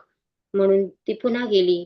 पुन्हा काही वेळांनी दासींना पाठवलं, पुन्हा तो झोपलेला होता आणि त्यानंतर जेव्हा दासींनी पाहिलं तर दासींना समजलं की या बालकाने प्राण सोडलेला आहे आणि मग दासींनी सांगितल्यानंतर कृतद्युती आणि तिथे आल्यानंतर तिने जेव्हा पाहिलं तेव्हा ती चक्कर येऊन खाली पडली आणि ही बातमी राजाकडे गेल्यावर राजाही ते पाहून राजाही चक्कर येऊन खाली पडला. खूप शोक करू लागले दोघंही आणि एवढा शोक करू लागले, एवढं दुःख त्यांना अतोनात दुःख झालं. त्यानंतर कृतद्युती ही जी आहे ती सुद्धा या शोकामध्ये भगवंतांना दोष द्यायला लागली की हे असं कसं होऊ शकतं, भगवंतांनी असं का केलं. भगवंतांनी पुत्राच्या पूर्वीच आमच्या आनंदापूर्वी मोठा होण्यापूर्वीच त्याला आमच्यापासून कसं हिरावून घेतलं, हा जगाचा नियम असा कसा आहे भगवंताचा, आणि अं, पित्याच्या पूर्वीच पुत्राचं निधन कसं काय होऊ शकतो. अनेक गोष्टी अज्ञानाने कृतद्युती भगवंतांना दोष देत होती. त्यावेळी तिथे नारद मुनी आणि अंगिरा ऋषी येतात आणि चित्रकेतू शोकातच असतो. आणि मग ते राजास ज्ञान देतात की राजा, हा शोक उचित नाहीये आणि जे शाश्वत नाही त्याचा शोक तू करू नकोस, आसक्ती तू टाळ. आणि याप्रमाणे अनेक गोष्टी राजाला समजावतात. त्याच्या पत्नीलाही समजावतात की तुम्ही भगवंतांना दोष देऊ नका. हे जग किंवा हे जे विश्व आहे हे निर्माण करण्याची इच्छा भगवंतांची नाहीये, परंतु जीवाच्या इच्छेसाठीच भगवंतांनी या प्राकृत जगाची निर्मिती केलेली आहे. आणि म्हणून या प्राकृत जगामध्ये जे काही घडत आहे ते आपापल्या कर्माने मनुष्याच्या घडत आहे. म्हणून तुम्ही भगवंतांना दोष देऊ नका. आणि हे सर्व सांगत असताना नारद मुनी आणि अंगिरा ऋषी हे जे 12 महाजनांपैकी नारद मुनी जे आहेत ते आहेत, आणि अंगिरा ऋषी हे सुद्धा भगवंतांचे शुद्ध भक्त आहेत. तर असे हे ज्ञानी पुरुष जे आहेत ते राजाला समजावतायत. चित्रकेतू राजा जो आहे त्याने आपण पाहिलं की गुरुकुलमध्ये ज्ञान घेतलं होतं आणि त्याप्रमाणे तो राजधर्माचं पालनही करत होता. आणि नारदांनी अंगिरा ऋषींनी समजावल्यावर त्याला तो मान्य झाला. परंतु नारदांपुढे त्याने हट्ट धरला की आपण साक्षात विष्णू भगवंतांचे दर्शन घेता, तर आता माझ्या पुत्राला जिवंत करा. नारद मुनींनी नाईलाजाने असं काहीतरी ठरवलं आणि नारद मुनींनी योगशक्तीने मृत बालकाच्या आत्म्याला बोलावलं पुन्हा आणि त्या बालकाला जिवंत केलं. आणि योगशक्तीने मृत बालकाला इथं त्यांनी बोलावलं. तेव्हा सर्वजण तिथे हजर होते. राजाच्या सर्व पत्नी ज्या होत्या त्या पाहत होत्या, सर्वजण ऐकत होते आणि सर्वजण हे पाहत होते. सर्वांना हे ज्ञान मिळत होतं. आणि त्यानंतर बालकाला सांगितलं की हे तुझे माता पिता आहेत आणि तू पुन्हा इथे यावंस अशी त्यांची इच्छा आहे. तेव्हा तो बालकाचा आत्मा जो आलेला होता तो म्हणाला, मी कुणाचा पुत्र नाहीये आणि मी अनेक जन्मात अनेक माता पिता माझे झाले आहेत. मग हे माता पिता माझे कोणत्या जन्मातील आहेत हे मला स्मरत नाही. माझा आत्मा नित्य आहे. माझे हे नातेसंबंध तात्पुरते आहेत. मला हे माता पित्यांचे स्मरण होत नाहीये. म्हणून आणि माझं जे आयुष्य आहे इथे या जन्मामध्ये संपलेलं आहे. आता मला पुन्हा इथे बोलवू नका. याप्रमाणे त्या आत्म्याने भाष्य केलं. आणि हे जेव्हा चित्रकेतू राजाने ऐकलं तेव्हा त्याला हे सत्य या बालकाच्या आत्म्याकडून कळाले की आत्मा काय आहे. हा आत्मा आता जसं आपल्या बालकाने सांगितलंय तसा आत्मा आहे. प्रत्येक जन्मामध्ये मनुष्याला वेगवेगळे माता पिता आहेत. मग आता त्याला माझे स्मरण ना आमच्या या माता पित्यांचे या जन्मातील स्मरण नाही. आणि मग राजाचा मोह दूर झाला. राजा आणि तेथील सर्वजण पश्चाताप करायला लागले. मग नारद मुनी त्यांना समजावतात की बघा, जसा मातीचा घडा असतो, तो मातीचा घडा मातीपासून अनेक पंचधातूपासून बनवलेला असतो. म्हणजे त्यामध्ये पृथ्वी, आप, तेज, वायू सर्व काही या गोष्टींनी मातीचा घडा बनतो. परंतु तो जेव्हा फुटतो तेव्हा तो जमिनीत मिसळतो, त्याचं अस्तित्व संपून जातं. याप्रमाणे मनुष्याच्या शरीराचं अस्तित्व सुद्धा संपून जातं. परंतु आत्मा हा नश्वर आहे. जगाची जी किंवा प्रकृतीची जी निर्मिती आहे ती भगवंतांच्या शक्तीने होते आणि प्रलय झाल्यावर भगवंतांच्या शक्तीमध्येच सर्व विलीन होतं. चित्रकेतूलाही अशा प्रकारे अनेक ज्ञान नारायण ऋषी देतात. अंगिरा ऋषी आणि नारद मुनी. आणि हे ज्ञान दिल्यानंतर चित्रकेतूंना नारद मुनी एक मंत्र देतात आणि तो मंत्र पुढील 7 दिवस म्हणायला सांगतात. आणि राजा चित्रकेतू सर्व विधिविधानांचे पालन करून या मंत्राचा जप करतो. त्याप्रमाणे या चित्रकेतू राजाला कठोर तपश्चर्या केल्यानंतर भगवान संकर्षणाचं शेषनाग स्वरूपातील दर्शन प्राप्त होतं. आणि मग तो महान भक्त आणि ज्ञानी होतो. आणि याच राजाची पुढे जो शाप मिळाल्यानंतर वृत्रासुर जो आहे तो जन्म प्राप्त होतो. ती कथा ती पुढच्या याच्या भागवतामधील पुढच्या श्लोकांसाठी आहे. त्यामुळे आपण आता हे जो आहे ही कथा आपली इथे संपती. तर या कथेतून आपल्याला अनेक गोष्टी अशा प्रकारे समजून येतात. तर यानंतरचा पुढचा श्लोक आहे, या 2 श्लोकांवर आधारित ही कथा होती. यानंतरचा पुढचा श्लोक आहे तो 12वा श्लोक. तर हा 12वा श्लोक मी वाचते. यदादित्यगतं तेजो जगद्भासयतेऽखिलं यच्चंद्रमसि यच्चाग्नौ तज्ज्योतिस्तमविद्धि माम्. तर या श्लोकामध्ये आपण जसं आपण वरच्या श्लोकांमध्ये आपण ज्ञान घेतलं की भगवंतांची जी शक्ती आहे त्या शक्तीने या जगताची निर्मिती होती. नारदांचा उपदेश ऐकला त्याप्रमाणे या श्लोकामध्ये सांगितलेलं आहे की सूर्य, चंद्र, अग्नी हे जे आहे यांचं प्रकाश आणि तेज ही सुद्धा भगवंतांची शक्ती आहे.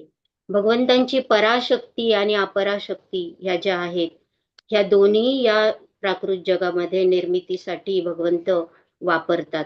म्हणजे चराचरामध्ये भगवंतांची शक्ती आहे ती या 2 प्रकारातील आहे, पराशक्ती आणि अपराशक्ती. प्रत्येक ब्रह्मांडामध्ये सूर्य आहे आणि या प्रत्येक ब्रह्मांडातील सूर्याचं तेज आहे हे भगवंतांचंच आध्यात्मिक तेजामधून ते तेज सूर्याला मिळतं असं सांगितलं जातं. आणि ही जी आध्यात्मिक तेज आहे हे आध्यात्मिक शक्तीतून मिळतं, म्हणजे पराशक्तीतून मिळतं. चंद्र जो आहे, चंद्र नक्षत्र आहे आणि चंद्राचा प्रकाशही भगवंतांची शक्ती आहे. अग्नीचे तेज आहे, ही अग्नीचं तेज सुद्धा भगवंतांची शक्ती आहे. मग या ठिकाणी आपल्याला अग्नीचं तेज भगवंतांची शक्ती कशी यासाठी एक सुंदर छान अशी गोष्ट आपल्याला माहित आहे. त्याचं फक्त स्मरण करून देते की प्रल्हाद महाराजांच्या ज्या गोष्टीमध्ये जेव्हा हिरण्यकश्यपू आपली भगिनी होलिका हिला प्रल्हादाला मांडीवर घेऊन अग्नी मध्ये बसण्यासाठी सांगतात आणि प्रल्हादाला त्या ठिकाणी भस्म करण्याचा अग्नीमध्ये उद्देश असतो हिरण्यकश्यपूंचा. परंतु तिथे होते काय तर भगवंतांची जी शक्ती आहे ते अग्नीचं तेज आहे आणि या ठिकाणी भगवंत त्या अग्नीचं तेज हिरावून घेतात आणि अग्नीचं तेज हिरावून घेतल्यामुळे प्रल्हाद महाराज जे आहेत त्यांना अग्नीपासून थोडाही कुठल्याही प्रकारचा हानी पोहोचत नाही. परंतु होलिका जी आहे ती जळून भस्मसात होते. म्हणून आपल्याला या गोष्टीवरूनच समजते की अग्नीचं तेज ही भगवंतांची शक्ती कशी आहे. आणि याचप्रमाणे दुसरी एक कथा सीता मातेची की त्या सुद्धा अग्निमय परीक्षा देत असताना तेव्हा सुद्धा अग्नीचं तेज कशा प्रकारे होतं आणि ते नष्ट झालं. या प्रकारे अनेक कथा आपल्याला अग्नीचं तेज ही भगवंतांची शक्ती कशी आहे हे आपल्याला समजून येईल. पण यानंतर आपण असंही समजू शकतो की हे सूर्योदय, चंद्रप्रकाश, अग्नी यांच्या साह्याशिवाय प्राकृतिक जीवन जीवात्म्यांना अशक्य आहे. जीवात्मा या सूर्य आणि चंद्र, अग्नी याशिवाय जगू शकत नाही. आणि म्हणून भगवंतांच्या या शक्तीमुळेच मनुष्याला जीवन प्राप्त झालेलं आहे. अशा प्रकारे या तिन्ही श्लोकांमधून आपण जे भगवंतांच्या लीला किंवा भगवंतांचं जे कथा भगवंतांचं श्रवण केलं, ज्ञान, त्या भगवंतांचं ज्ञान, भगवंतांची कृपा, लीला अगाध आहे, अनंत आहे आणि अनेक युगांपासून ही भगवंतांची स्तुती अजूनही भक्त, महात्मे, संत, देवता करतायत. परंतु ती स्तुती अनंत आहे आणि आपली मात्र ती पात्रता नाही की ती भगवंतांची स्तुती आपण पूर्णपणे करू शकत नाही. कितीही स्तुती केली तरी ती स्तुती अनंत आहे. तर अशा प्रकारे आज मला या भगवंतांची स्तुती करण्याची, भगवंतांबद्दल ज्ञान देण्याची, भगवंतांबद्दल कथा सांगण्याची संधी मला मिळाली. तर यामध्ये काही त्रुटी झाली असेल तर क्षमस्व आणि जे काही छान सांगितलं असेल ती गुरूंची कृपा. म्हणून सर्वांनी श्रवण केलं याबद्दल सर्वांचे आभार. हरे कृष्ण. हरे कृष्ण. आता राजेंद्र पाटील प्रभूजी. हो माताजी.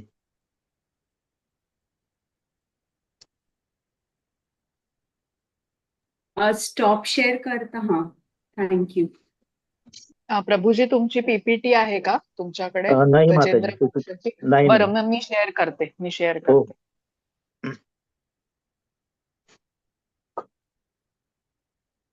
13वा श्लोक आहे.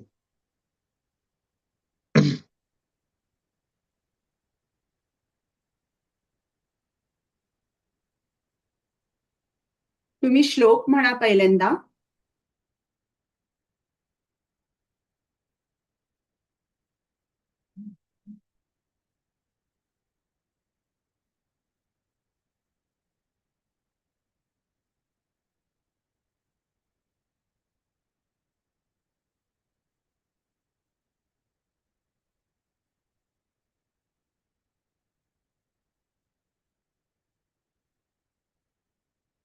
हरे कृष्ण. म्युटेड आहात तुम्ही. चालू करता का प्रभूजी? हा, हो हो. चालू करा. हरे कृष्णा. प्रथम मी श्री श्री राधा गोविंद यांना दंडवत प्रणाम करतो. भक्तिवेदांत स्वामी शिला प्रभुपाद यांनाही दंडवत प्रणाम. तसेच इस्कॉन मँगलोरचे प्रमुख श्री नामानिष्ठ प्रभूजी यांनाही दंडवत प्रणाम. तसेच अन्वया माताजी, क्षितिजा माताजी व सर्वांना सादर प्रणाम. श्लोक क्रमांक 13. गाम अविश्वच भूतानि धारयम्य अहम ओजसा उष्णानि चौषधी सर्वाः सोमो भूत्वा रसात्मकः. अनुवाद असा आहे त्याचा: मी प्रत्येक ग्रहलोकात प्रवेश करतो आणि माझ्या शक्तीद्वारे ते आपल्या कक्षेत स्थिर राहतात. मीच चंद्र होऊन सर्व वनस्पतींना जीवन रसाचा पुरवठा करतो. भगवान म्हणतात अर्जुनाला, मी परमात्मा रूपाने ग्रहलोक, ब्रह्मांड, जीव, अणुरेणूत प्रविष्ट होतो. भगवंताच्या शक्तिपातामुळे सर्व ग्रह तरंगतात, आपापल्या ऑर्बिटमध्ये स्थिर राहतात. भगवंत सर्व ग्रहांना असे धरून ठेवतात की हातात धरलेली माती. जर मूठ सोडली तर माती खाली पडेल. तसेच दुसरे उदाहरण म्हणजे जिवंत माणसाचे. जिवंत माणूस पाण्यावर तरंगतो कारण त्यात आत्मा परमात्माच्या शक्ती आहेत व मेलेला माणूस बुडतो. सांगायचे तात्पर्य असे की भगवान श्रीकृष्णांमुळे सर्व ग्रह तरंगतात व आपापल्या कक्षेत न टक्कर होता फिरतात. आपल्या ग्रहलोकातील शेवटचा ग्रह प्लुटो त्याच्या कक्षेत फिरताना तो कधी 7वा होतो तर कधी 9वा होतो, पण कधीच कोणाची टक्कर होत नाही. भगवान सूर्याला तेज प्रदान करतात, त्यामुळे आपणास प्रकाश, उष्णता, अन्न, पाऊस मिळतो. तेच सोम म्हणजे चंद्र होतात. त्यांचे 2 डोळे म्हणजे एक सूर्य व दुसरा चंद्र आहे.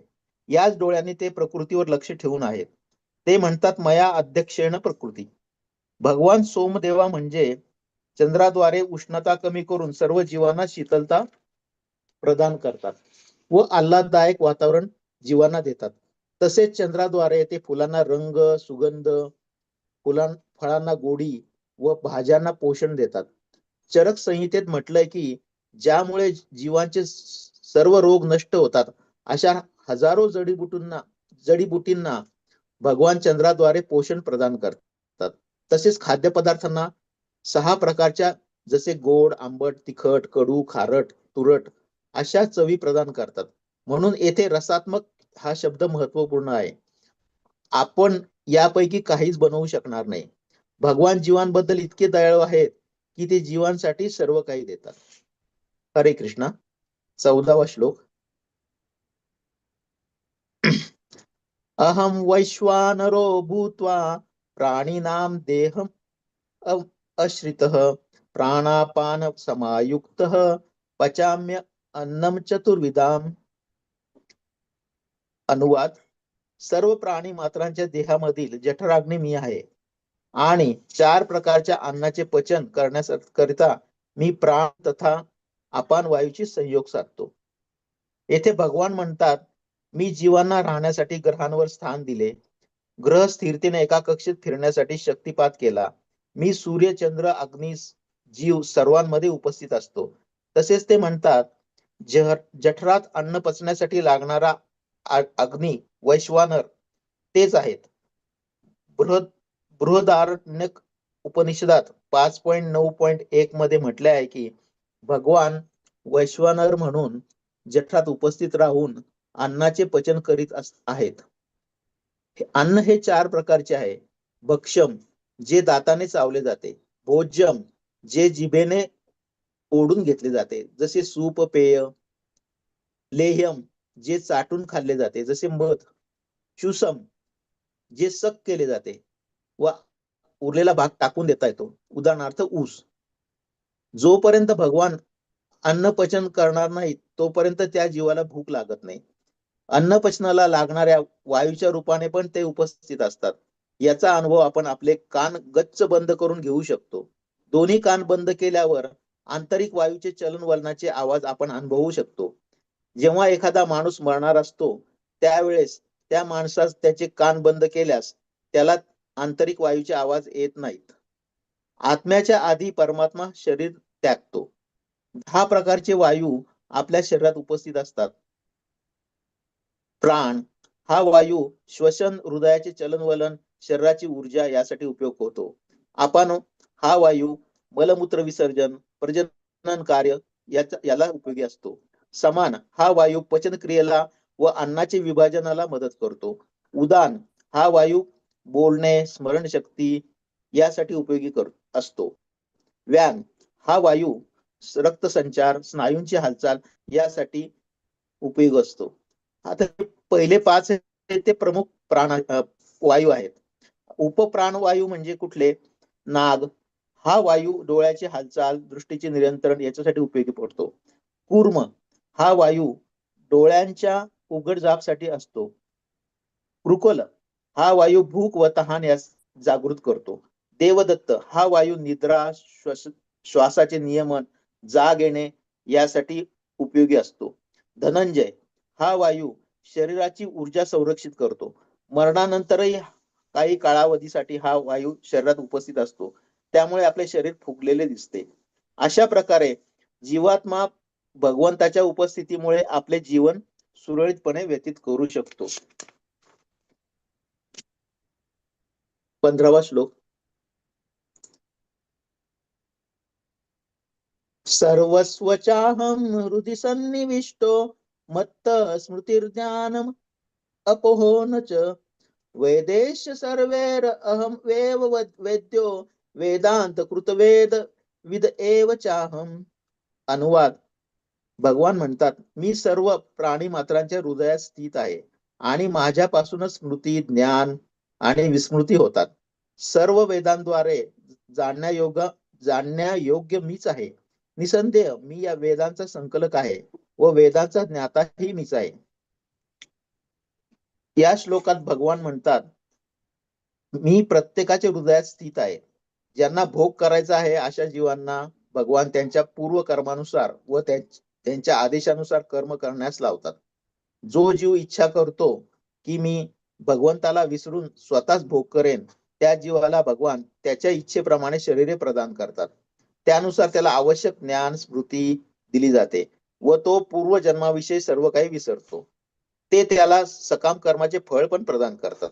पण जे जीव मुक्त होऊ इच्छितात त्यांना भगवान वेदांद्वारे ज्ञान पुरवतात.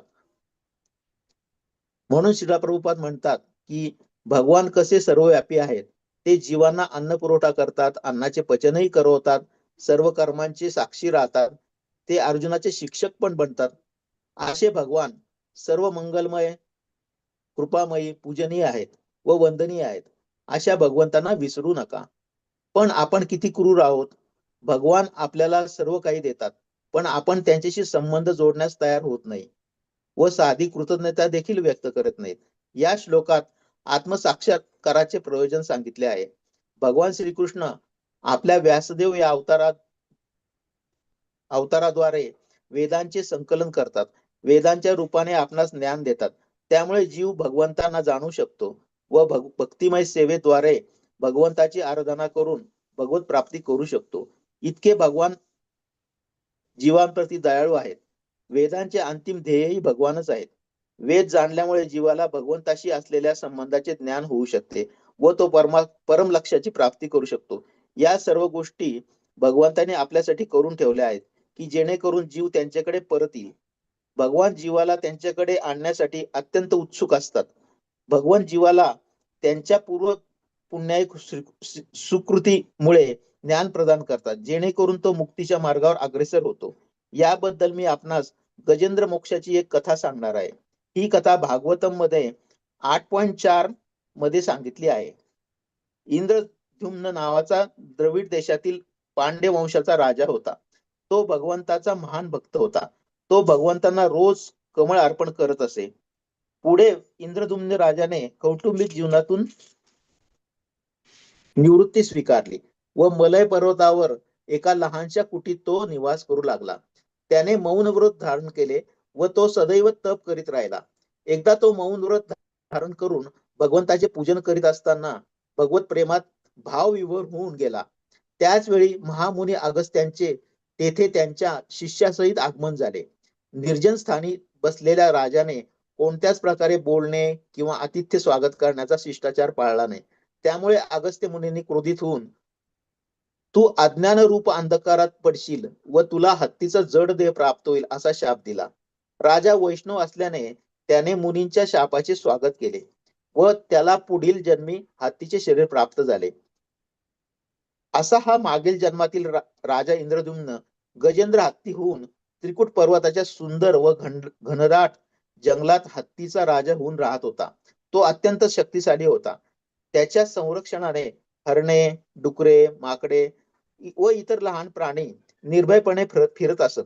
कारण जंगलातील वाघ, सिंह पण त्याला या गजेंद्राला घाबरत असत. एके दिवशी प्रचंड उकाडा होता. हत्तींचा कळप तहानलेला होता. गजेंद्रला दूरवरून एका सरोवराच्या सुगंधित थंड वाऱ्याची झुळूक जाणवली व तो हत्तींना घेऊन त्वरित त्या दिशेने निघाला. ते सरोवर पाण्याने भरलेले होते व सुंदर कमळांनी बहरलेले होते. फुलांचा सुगंध सर्वत्र दरवळत होता. गजेंद्र प्रथम पाण्यात उतरला. त्याने भरपूर पाणी प्यायले व स्नान केले. त्याला खूप हलके वाटले. तो आपल्या पिलांना स्नान घालू लागला व क्रीडा करू लागला. तेवढ्यात एका शक्तिशाली मगरीने त्याचा पाय पकडला. गजेंद्रने स्वतःला सोडण्याचे सर्वतोपरी प्रयत्न केले पण त्याचा उपयोग झाला नाही. त्या शक्तिशाली मगरीने गजेंद्रला वेगाने पाण्यात ओढायला सुरुवात केली. त्याच्या सोबत असलेल्या इतर हत्ती व मादी हत्ती यांनी पण त्याला वाचवण्यासाठी सर्वतोपरी प्रयत्न केले पण ते त्याला बाहेर काढू शकले नाहीत. कधी गजेंद्र मगरीला बाहेर खेचायचा तर कधी मगर त्याला पुन्हा पाण्यात खाली खेचायची. अशा प्रकारे ही झुंज 1000 वर्ष चालू होती. पण अखेरीस पाण्यात सतत ओढले गेल्याने गजेंद्रचे शरीर कमजोर झाले व त्याची शक्ती व उत्साह मावळला. त्याला जाणवले की ही मगर काही सामान्य नाही. तो अतिशय दयनीय अवस्थेत पोहोचला. त्याने पूर्वजन्मी भगवंताच्या केलेल्या सर्वोच्च सेवेच्या प्रभावामुळे भगवंताची सेवा व पूजन कसे करायचे याचे त्याला स्मरण झाले. त्याने मगरीच्या आक्रमणाने अवघड स्थितीत असतानाच आर्त स्वरूपात भगवंताची स्तुती करण्यास प्रारंभ केला व प्रार्थना म्हणण्यास सुरुवात केली. त्याने इतर देवदेवतांची प्रार्थना केली नाही. त्याची ती आर्त स्वरूपात केलेली प्रार्थना भगवंताने स्वीकारली व ते गरुडावर आरूढ होऊन तीव्र गतीने तेथे पोहोचले. अत्यंत पीडित झालेल्या गजेंद्रने गरुडारूढ चक्रधारी भगवान नारायण यांना पाहिले. त्याने त्वरित आपल्या सोंडेने एक कमळ उचलून भगवंतांना अर्पण करून नमन केले. त्या पीडित गजेंद्रला पाहताच भगवान गरुडावरून त्वरित खाली उतरले. त्यांनी मगरी सहित गजेंद्रला सरोवराच्या बाहेर काढले. नंतर आपल्या सुदर्शन चक्राने मगरीचे मस्तक धडा वेगळे केले. अशा रीतीने भगवंतांनी गजेंद्रचा उद्धार केला व मगरीचा पण उद्धार केला. पूर्वजन्मी हुहू नामक श्रेष्ठ राजा गंधर्व असलेल्या मगरीला देवल मुनीच्या शापामुळे हा मगरीचा देह प्राप्त झाला होता. ती मगर शापमुक्त होऊन तिला परत सुंदर गंधर्वाचे रूप प्राप्त झाले व गजेंद्रला सारूप्य मुक्ती मिळाली. येथे शुकदेव गोस्वामी म्हणतात की गजेंद्र मोक्षाची कथा श्रवण केल्याने आपल्याला हे मोक्ष प्राप्तीची संधी उपलब्ध होते.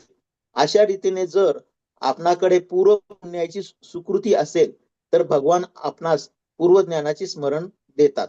या श्लोकाचे व कथेचे तात्पर्य असे की भगवान आपणास स्मृती विस्मृती ज्ञान प्रदान करतात, कारण ते आपल्या हृदयात कायम स्थित असतात व आपल्या सर्व कर्मांचे साक्षी असतात.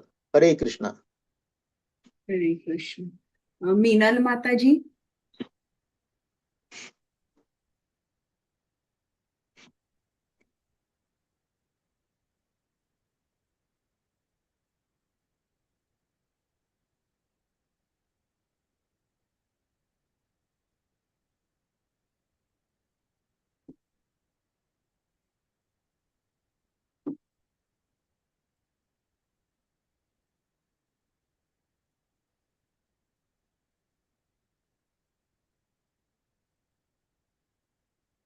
मीनल माताजी आहेत का?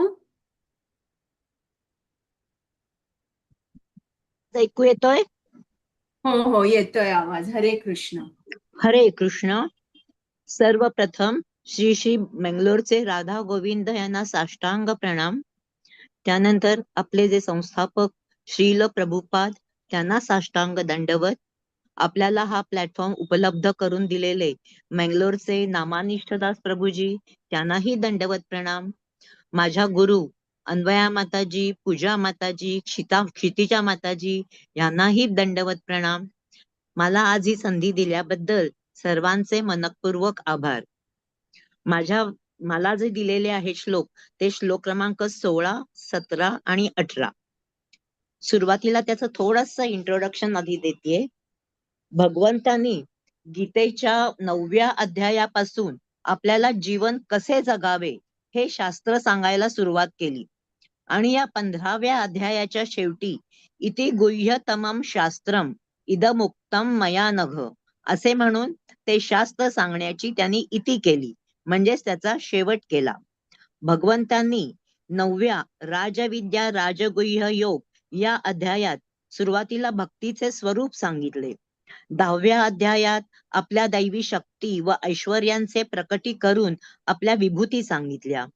11व्या अध्यायात भगवंतांचे विश्वरूप दर्शन, त्यांचे अद्भुत व असमित असे विश्वरूप आपल्याला आपल्या मनुष्यचक्षुंद्वारे दिसले. 12व्या भक्तियोग या अध्यायात त्यांनी भक्तांचे वर्णन, त्यांची रचना व उपासना हे सांगितले. 13व्या अध्यायात क्षेत्र व क्षेत्रज्ञ ह्यातला फरक सांगितला.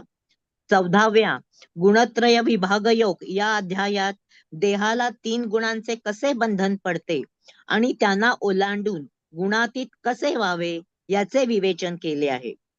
भगवत तत्व आपल्या शरीरात व सृष्टीत कुठे कुठे बघता येते, जीवाचे ते कसे रक्षण करते, जीव, जगत आणि जगदीश या पदांपैकी जगदीश कसा आहे, त्याची सत्ता संपूर्ण जगावरती कशी चालते, असा ईश्वर कुठे कुठे असतो, त्याच्या असण्यावरती आपले अस्तित्व कसे अवलंबून आहे हे या 15व्या पुरुषोत्तम योग या अध्यायात सांगितले आहे. आता मी मला जो पहिला दिलेला जो श्लोक आहे तो 16वा नंबरचा श्लोक वाचते. द्वाविमौ पुरुषौ लोके क्षरश्चाक्षर एव च क्षरः सर्वाणि भूतानि कूटस्थोऽक्षर उच्यते.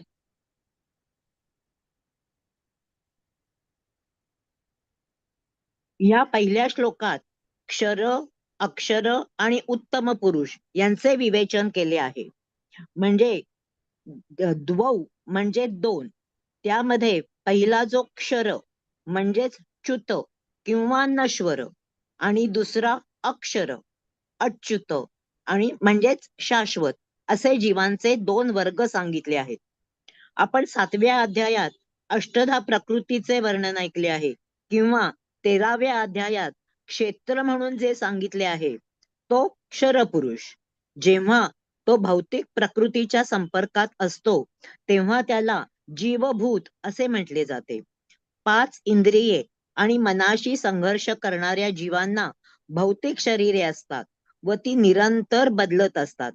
त्यांच्यामध्ये जन्म, वाढ, उपस्थिती, जनन, क्षय तसेच विनाश हे 6 विकार होतात. हे विकार भौतिक देहाला होतात. यालाच क्षेत्र असे म्हणतात, किंवा आपण जे भौतिक शरीर असतो ते म्हणतो, आणि ते नश्वर आहे.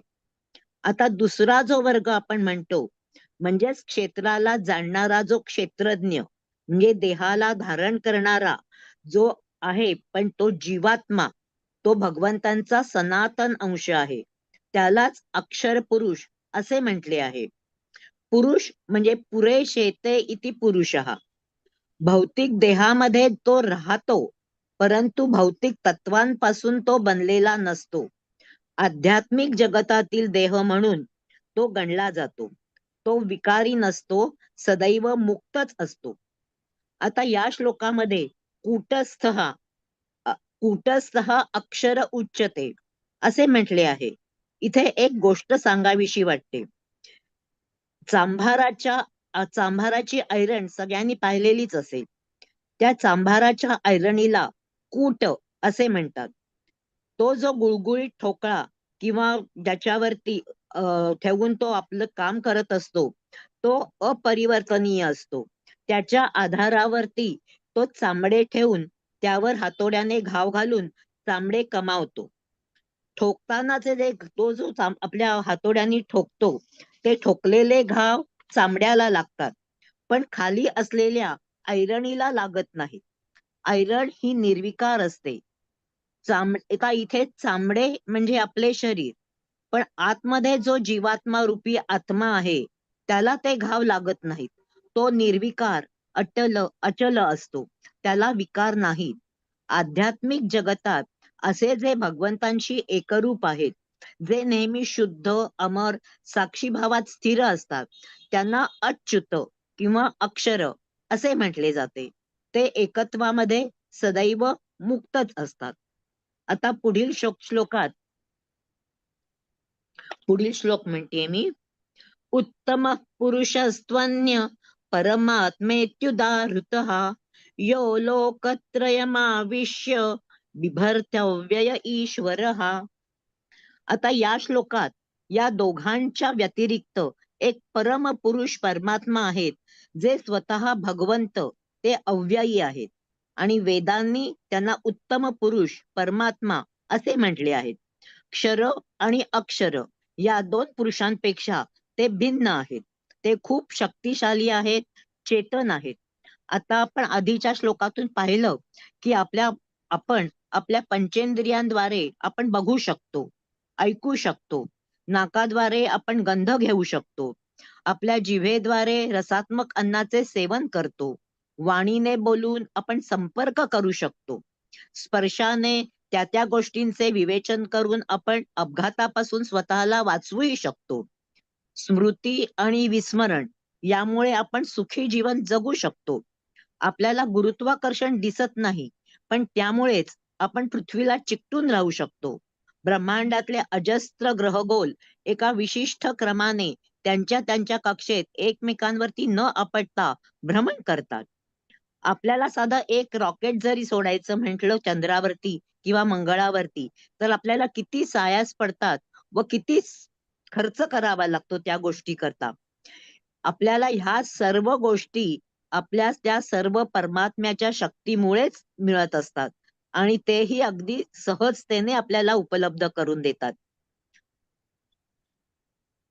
आता हा जो परमात्मा आहे, तो आपल्याला खूप शक्तिशाली आणि चेतन आहे.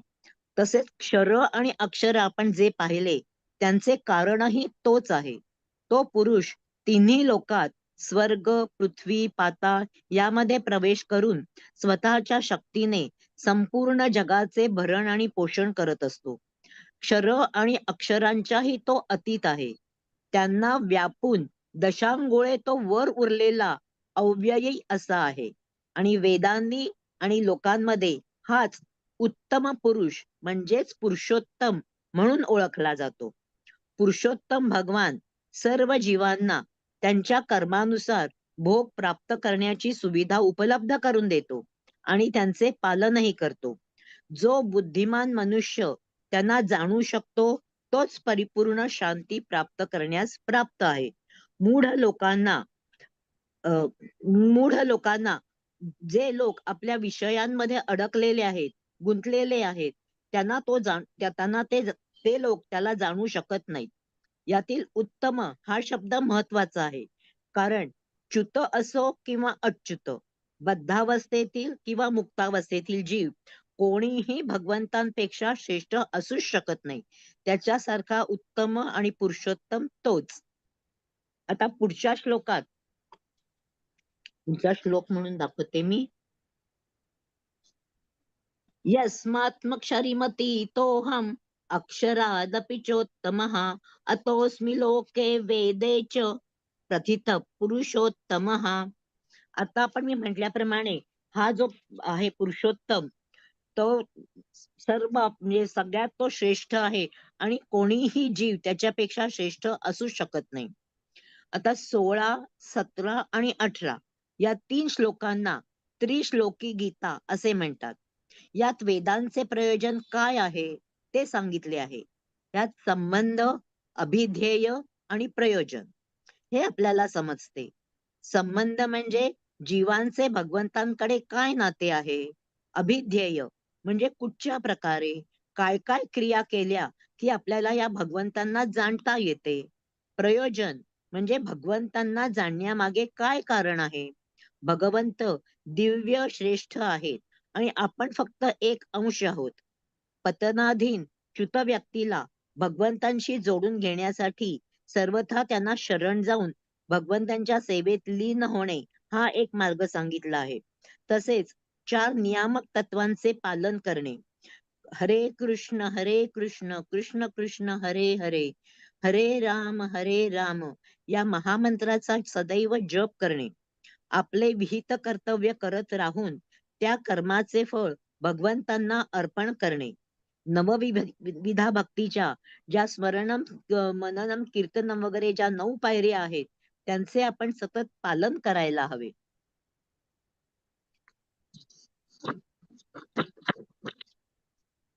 एक मिनिट. तर आपण परमेश्वराच्या त्या दिव्य रूपाला थोडे तरी काही जाणू शकतो आणि त्याच्यापर्यंत आपण जाऊ शकतो. आता आपण बघूया की ह्याच्यात जे सांगितलेला जो च्युत आहे मनुष्य, तो च्युत कसा होतो. तर मनुष्य 4 दोषांच्या मुळे च्युत होऊ शकतो. तर हे 4 दोष कोणते आणि त्याच्यामुळे त्याची जी अधोगती होते ती आपण थांबवू शकतो का. तर पहिला दोष म्हणजे चुका करणे. मानवी स्वभाव हा चुका करणारा आहे. तो कोणत्याही आपल्या कुठच्याही माणसाकडून कधी ना कधीतरी आपल्या नकळत चुका होतच असतात. दुसरा दोष मोहात पडणे. माणसाला सत्य आणि असत्य यातील फरक ओळखण्यात भ्रम होतो आणि तो मायाजालात अडकतो. तिसरा दोष फसवणूक करण्याची प्रवृत्ती. स्वतःचा स्वार्थ साधण्यासाठी किंवा मोठेपणा दाखवण्यासाठी माणसाच्या मनात इतरांना फसवण्याची वृत्ती असते. चौथा अपूर्ण इंद्रिये. मानवी शरीराची ज्ञानेंद्रिये मर्यादित व अपूर्ण असतात. इतकी की आपण आपल्या डोळ्यांवरती असलेल्या पापड्याही आपल्या साध्या डोळ्याने आपण बघू शकत नाही. कुत्र्याला जी घाणेंद्रियात शक्ती आहे, तो वासानी सर्व ओळखू शकतो, ती आपल्यात नाही. वटवाघुळाला कर्णेंद्रियाची शक्ती आहे, तो आवाजाच्या दिशेने आपले मार्गक्रमण करू शकतो. तर ही जी आपली अपूर्ण इंद्रिय आहेत त्यामुळे आपल्याला संपूर्ण विश्वाचे आकलन किंवा अंतिम सत्य स्वतःच्या बळावरती जाणून घेता येत नाही. या 4 दोषांमुळे माणसाचे ज्ञान नेहमीच अपूर्ण असते आणि म्हणूनच भगवद्गीतेमध्ये भगवान श्रीकृष्ण अर्जुनाला सांगतात की स्वतःच्या बुद्धिबळावरती निर्णय घेण्यापेक्षा योग्य ज्ञानी आध्यात्मिक गुरूंच्या किंवा ईश्वरी वचनांच्या शास्त्र शुद्ध मार्गदर्शनानुसार जीवन जगणे श्रेष्ठ ठरते. श्रीकृष्ण किंवा त्यांचे शुद्ध भक्त म्हणजेच आध्यात्मिक गुरु कधीही कोणाचाही तिरस्कार करीत नाही.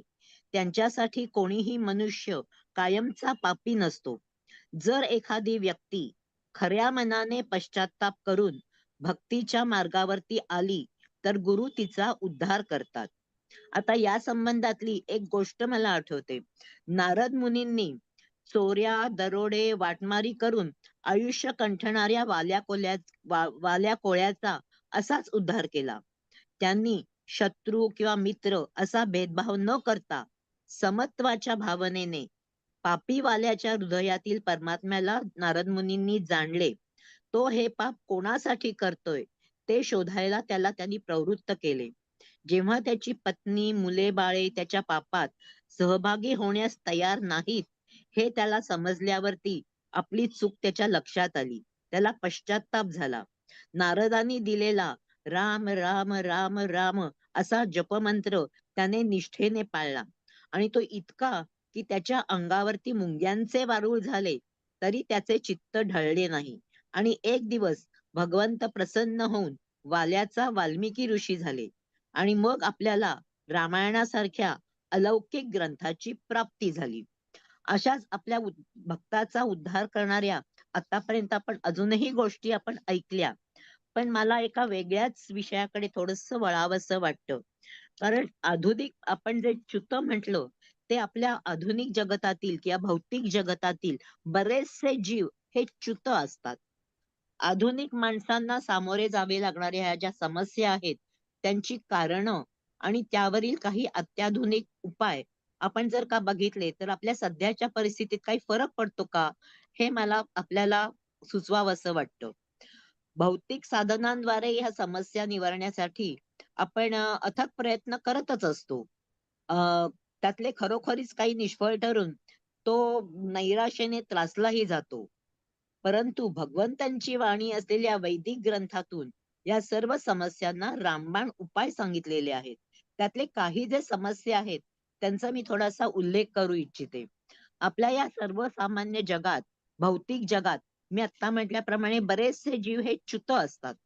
त्यातले काही जीव हे चोरी व गुन्हेगारीकडे वळतात आणि त्याचं कारण म्हणजे काय तर स्वार्थी वृत्ती.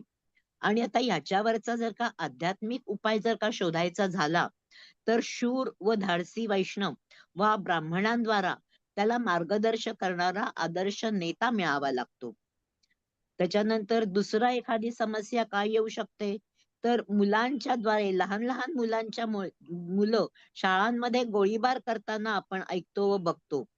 तर त्याचं उत्तर म्हणजे त्याचं कारण काय असावं तर टीव्हीवरील हिंसक दृश्य व नैराश्य याच्यामुळे तो तिकडे वळू शकत असेल. आणि त्याच्यावरचा उपाय आपल्या वैदिक ह्याच्यात सांगितल्याप्रमाणे गुरुकुल पद्धतीप्रमाणे लहानपणापासून जर का आपण मूल्याधारित शिक्षण जर का दिलं मुलांना तर ते ह्या अशा हिंसक दृश्यांकडे ते वळणार नाही. तिसरा एक उपाय आपल्याला सर्वात समस्या दिसते ती म्हणजे आत्महत्या. नैराश्य, न्यूनगंड, जीवनातील अपयश किंवा असमाधान, अतिमहत्वाकांक्षा या गोष्टी जर का पुऱ्या झाल्या नाहीत तर मनुष्य आत्महत्या करायला प्रवृत्त होऊ शकतो. परंतु त्याला हरे कृष्ण कृष्ण कृष्ण हरे हरे या जपाद्वारे जर का त्याला उपाय काही मिळाला तर त्याला मानसिक शांतता मिळू शकते. अविश्वास आणि भगवत प्रेम त्याच्या मनामध्ये जागृत होऊ शकते. अविश्वास जाऊन त्या जागी आत्मविश्वास आणि भगवत प्रेम त्याच्या मनामध्ये जागृत होऊ शकते.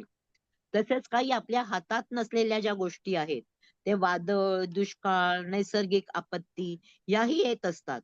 तर त्याच्याकरता आपल्याला काही नैसर्गिक संपत्तीचा अपव्यय आपण जो करतोय, झाडांचा जो आपण ऱ्हास करतोय, निसर्गावरती जो काही आपण अत्याचार करतोय, त्याला जे लुबाडून घेतोय, तर हा जो निसर्गाचा जो असहकार आहे त्याच्यावरचा सांगितलेला अध्यात्मातला किंवा आपल्या वैदिक शास्त्रातला उपाय म्हणजे भगवत संतुष्टी प्रत्यर्थ आपण कलियुगात सांगितलेला जो उपाय आहे तो म्हणजे संकीर्तन, यज्ञ. संतुष्ट भगवंतांकडून आपण निसर्गाद्वारे समृद्धीचा वर्षाव करून घेऊ शकतो. अजून एक आजकाल सर्रास वाढलेला समस्या म्हणजे घटस्फोट. त्याचं कारण काय तर तुटलेले नातेसंबंध, त्याचा आपापसातले होणारे गैरसमज, असहनशीलता, जोडीदाराकडून करण्यात येणाऱ्या अमर्याद अपेक्षा. आणि ह्याच्यावरती जो काही उपाय आहे तो म्हणजे सहचार्याच्या मध्ये आपल्या सहचर जो आहे त्यामध्ये भगवंतांचा अंश आहे हे मानणे आणि जपाद्वारे आपली सहनशक्ती वाढवून घेणे आणि ती आत्मसात करणे ह्या गोष्टींवरती हे जे उपाय आहेत, हे उपाय मला वाटतं शाश्वत सर्व समाजाकरता लागू करतो. आपण सायकॉलॉजिस्ट कडे जाऊ, ते आपल्याला एखाद्या गोळ्या किंवा औषधं देतील, किंवा मॅरेज काउन्सिलर्स असतील, ते प्रत्यक्ष त्या एकमेकात समंजस घडवूनही आणू शकतील, परंतु ते एखाद दुसऱ्याकरता हा उपाय होऊ शकतो. पण आज समाजात जी सगळी प्रवृत्ती वाढली जाते, ही जी च्युत लोक जी वाढत आहेत, च्युत म्हणजे जी अशी जी अस्थैर्य असलेली प्रवृत्ती जी सगळीकडे वाढतीये, त्याच्यावरचा उपाय म्हणजे हे जे भौतिक जगन आहे, आपल्या सर्वांवरती जो माया शक्तीचा जो प्रभाव आहे, त्याचं मूळ कारण जे आहे, आता आपण बघितल्याप्रमाणे काम, क्रोध, लोभ, मोह आणि अहंकार, हा जो राक्षस जो आपल्या मनामध्ये असतो, त्याच्यामुळे आपल्या मनामध्ये जी ईर्ष्या, मत्सर, वासना, आपण जो भ्रष्टाचार करतो, आपला अहंकार पूर्ण करण्याकरता एकमेकांवरती कुरघोडी करतो, या सगळ्यावरचा एक जालिम आणि वैदिक उपाय जो सांगितलेला आहे, तो म्हणजे आपण भगवंतांना पूर्णतया शरण जाणे, चारी तत्वांचे मार्गदर्शन करणे. तसंच हरे कृष्ण असा मंत्राचा जप करणे, आणि आपले जे काही नियत कर्म आहे, ते नियत कर्म करत राहून त्याचे जे फळ आहे, ते फळ परमेश्वराला अर्पण करणे. नवविधा भक्तीच्या ज्या आपल्याला स्टेप शिकवलेल्या आहेत, स्मरणम, कीर्तनम, वचनम, ह्या नंतर ह्याच्या अर्चनम, ह्या सर्व नवविधा भक्तींचे जे काही पायऱ्या आहेत, त्या जर का पायऱ्या आपण अवलंबून घेतल्या आणि जर का सतत आपण जप करू लागलो, तर ह्या जपामुळे आपलं मन स्थिर होईल. आपल्या मनात हे जे क्रोध, काम, मत्सर आहेत, ते पण शांत होतील, आणि या समाजातल्या ह्या ज्या सर्व समस्या आहेत, त्या आपल्याला टाळण्याचा प्रयत्न करता येईल. आणि आपल्या आजूबाजूला दिसणाऱ्या, आपण जी आता गीता शिकत आहोत, त्याच्यामुळे आपल्याला आता हे समजून घेऊन आपण ह्या समस्यांवरती काही उपाय आपल्याकडनं काही प्रयत्न करता आले तर करावेत, असे मला वाटते. मला हे जे काही माझे थोडेसे विचार जे काही होते, थोडेसे गोष्टींच्या पेक्षा बाहेरचे होते, हे मला मान्य आहे. गोष्टी पण च्युत माणसाला उद्धार करणाऱ्या गोष्टी त्याच्या बऱ्याच आहेत, पण मला हे सामाजिक दृष्टीने हे काही विचार मांडावेसे वाटले. तर त्याबद्दल तुम्ही सर्वांनी शांतपणाने हे ऐकून घेतलं, त्याबद्दल धन्यवाद. मला जी काही आज संधी मिळाली, ती संधी दिल्याबद्दल सर्वांचे आभार. धन्यवाद. हरे कृष्ण. आता नंदा माताजी. हरे कृष्णा माताजी. बोल. हरे कृष्णा. सर्वप्रथम बोला माता. तुमचा व्हिडिओ ऑन करता? नाही माताजी, मग व्हिडिओ आला तर थोडा साऊंडला हे होत आहे. चालेल चालेल, ओके. हरे कृष्ण. हरे कृष्णा. बेंगलोरचे श्री राधा गोविंद प्रभूजींना दंडवत प्रणाम. नामानिष्ठ राधा गोविंदांना प्रणाम. नामानिष्ठ प्रभूजींना दंडवत प्रणाम. आणि आमच्या ग्रुपच्या अन्वया माताजींना दंडवत प्रणाम. आणि आमच्या ग्रुपमधील सगळ्या आमच्या साधकांना माझा दंडवत प्रणाम. आतापर्यंत 15व्या श्लोकातील 1 ते 18 15व्या अध्यायातील 1 ते 18 श्लोकापर्यंतच सगळ्यांनी उत्तमरित्या उदाहरणांसह विवेचन केलं.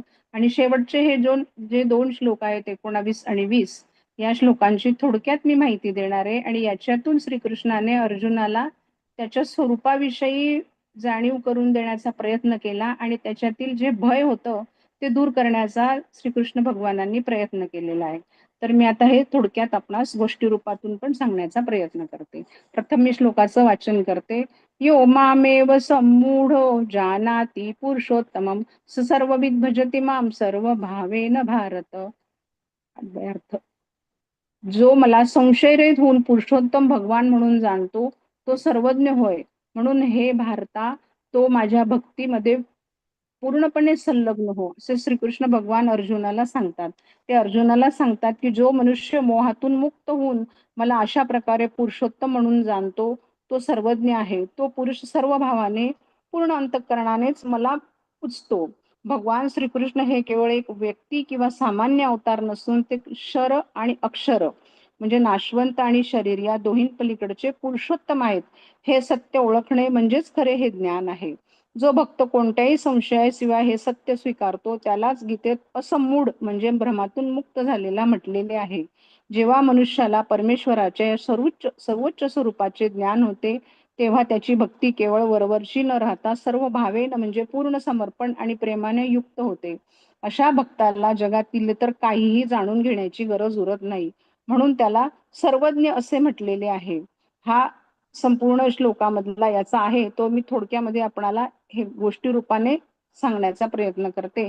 की समजा एक राजा असेल, आपल्या राज्यात सामान्य माणसाचे कपडे घालून फिरत आहे, त्याला कोणी ओळखत नाही. एक सामान्य नागरिक त्याला रस्त्यात भेटतो आणि त्याच्याशी गप्पा मारतो. तो नागरिक त्या राजाला आपला एक चांगला मित्र किंवा केवळ एक चांगला माणूस मानतो आणि तो झालेला अचानक त्या राज्यात बदल होतो. तो त्या नागरिकाला कळतो आणि मग ते सत्य त्याला कळल्यानंतर तो म्हणतो की हा साधा माणूस नसून देशाचा राजा आहे. त्याच्या आदेशावर पूर्ण राज्य चालते. मग राजाचे जे खरे रूप आहे ते नागरिकाला कळल्याबरोबर त्याचा पूर्णपणे दृष्टिकोन बदलतो व तो राजाशी नेहमीसारखा उद्धटपणे किंवा साधेपणाने वागत नसून तो अत्यंत आदराने आणि आदरातिथ्याने वागतो. तसेच आपण जोपर्यंत श्रीकृष्णाला फक्त माणूस किंवा सारथी मानतो तोपर्यंत आपली भक्ती सामान्य असते. पण जेव्हा आपण आपल्याला कळते की हे तेच पुरुषोत्तम सर्वोच्च ईश्वर आहेत तेव्हा आपली भक्ती सर्व भावेने म्हणजे शरणागतीने होऊ शकते. इथे पूर्ण परमेश्वराने त्याच्या याचा स्वरूपाचा आपल्याला हे देण्याचा प्रयत्न केलाय. ही परत एक लहान मुलाला जर रस्त्यात चमकणारा दगड सापडला तर तो मुलगा त्याला खेळणं म्हणून खिशात ठेवतो. त्याला त्या दगडाचे मूल्य नसते, पण जेव्हा दगड एका झवेऱ्याकडे जातो तेव्हा तो एका सेकंदात ओळखतो की हा साधा दगड नाही तर कोहिनूर हिरा आहे. त्यावेळी त्याला हिऱ्याचे ज्ञान प्राप्त होते. हिऱ्याचे ज्ञान झालेला तो दगड खेळण्यासारखा फेकून देत नाही, मग त्याला अत्यंत सुरक्षित ठिकाणी सुरक्षित ठेवतो व त्या हिऱ्याचे तो रक्षण करतो. संसारी लोक पण देवाकडे संशयाने पाहतात, पण जो ज्ञानी पुरुष देवाला पुरुषोत्तम म्हणून ओळखतो तोच खरा सर्वज्ञ असतो. हे ज्ञान झाल्यावर मनुष्य देवाच्या प्रेमात आणि भक्तीत पूर्णपणे वाहून जातो. जेव्हा आपल्याला समजते की समोरची व्यक्ती सामान्य नसून सर्वोच्च आहे तेव्हा आपली बुद्धी संशयातून मुक्त होते आणि आपण आपले सर्वस्व त्याला समर्पित करतो. अशा प्रकारे श्रीकृष्णाने अर्जुनाला समजावण्याचा या श्लोकातून पूर्णपणे प्रयत्न केलेला आहे.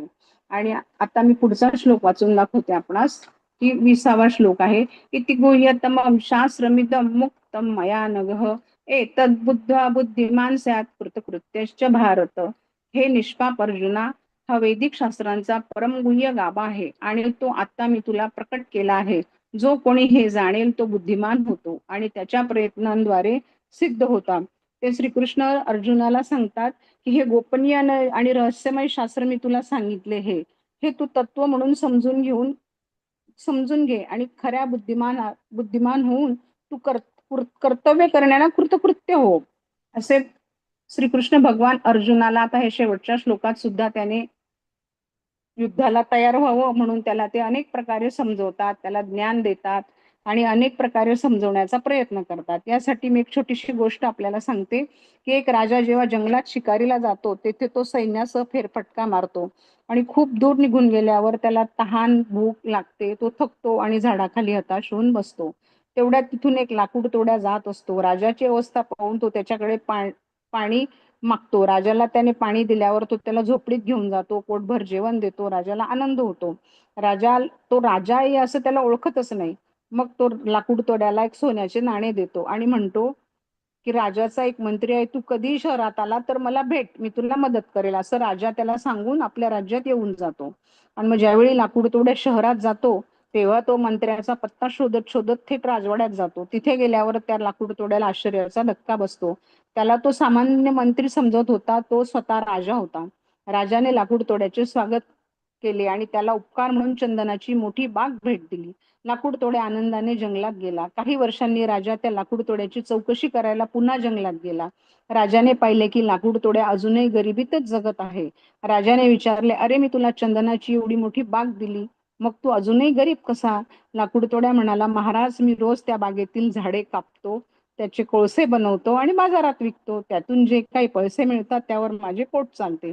राजा कपाळावर हात मारून घेतो, म्हणतो, मूर्खा, तुला चंदनाची लाकडे जाळून त्याचे कोळसे करायला नव्हते सांगितले. ह्या चंदनाचे मूल्यच तुला कळले नाही. जर तुला चंदनाचे मूल्य कळले असते तर तू थेट बाजारात विकून आज सर्वात मोठा श्रीमंत माणूस झाला असता.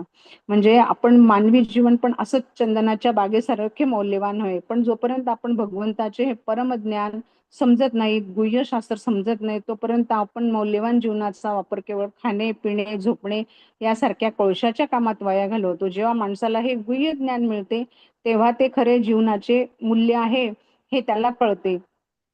अशा प्रकारे श्रीकृष्णांनी याला खूप उदाहरणांमधून सांगण्याचा प्रयत्न केला की तू अशा प्रकारे युद्धासाठी तयार हो.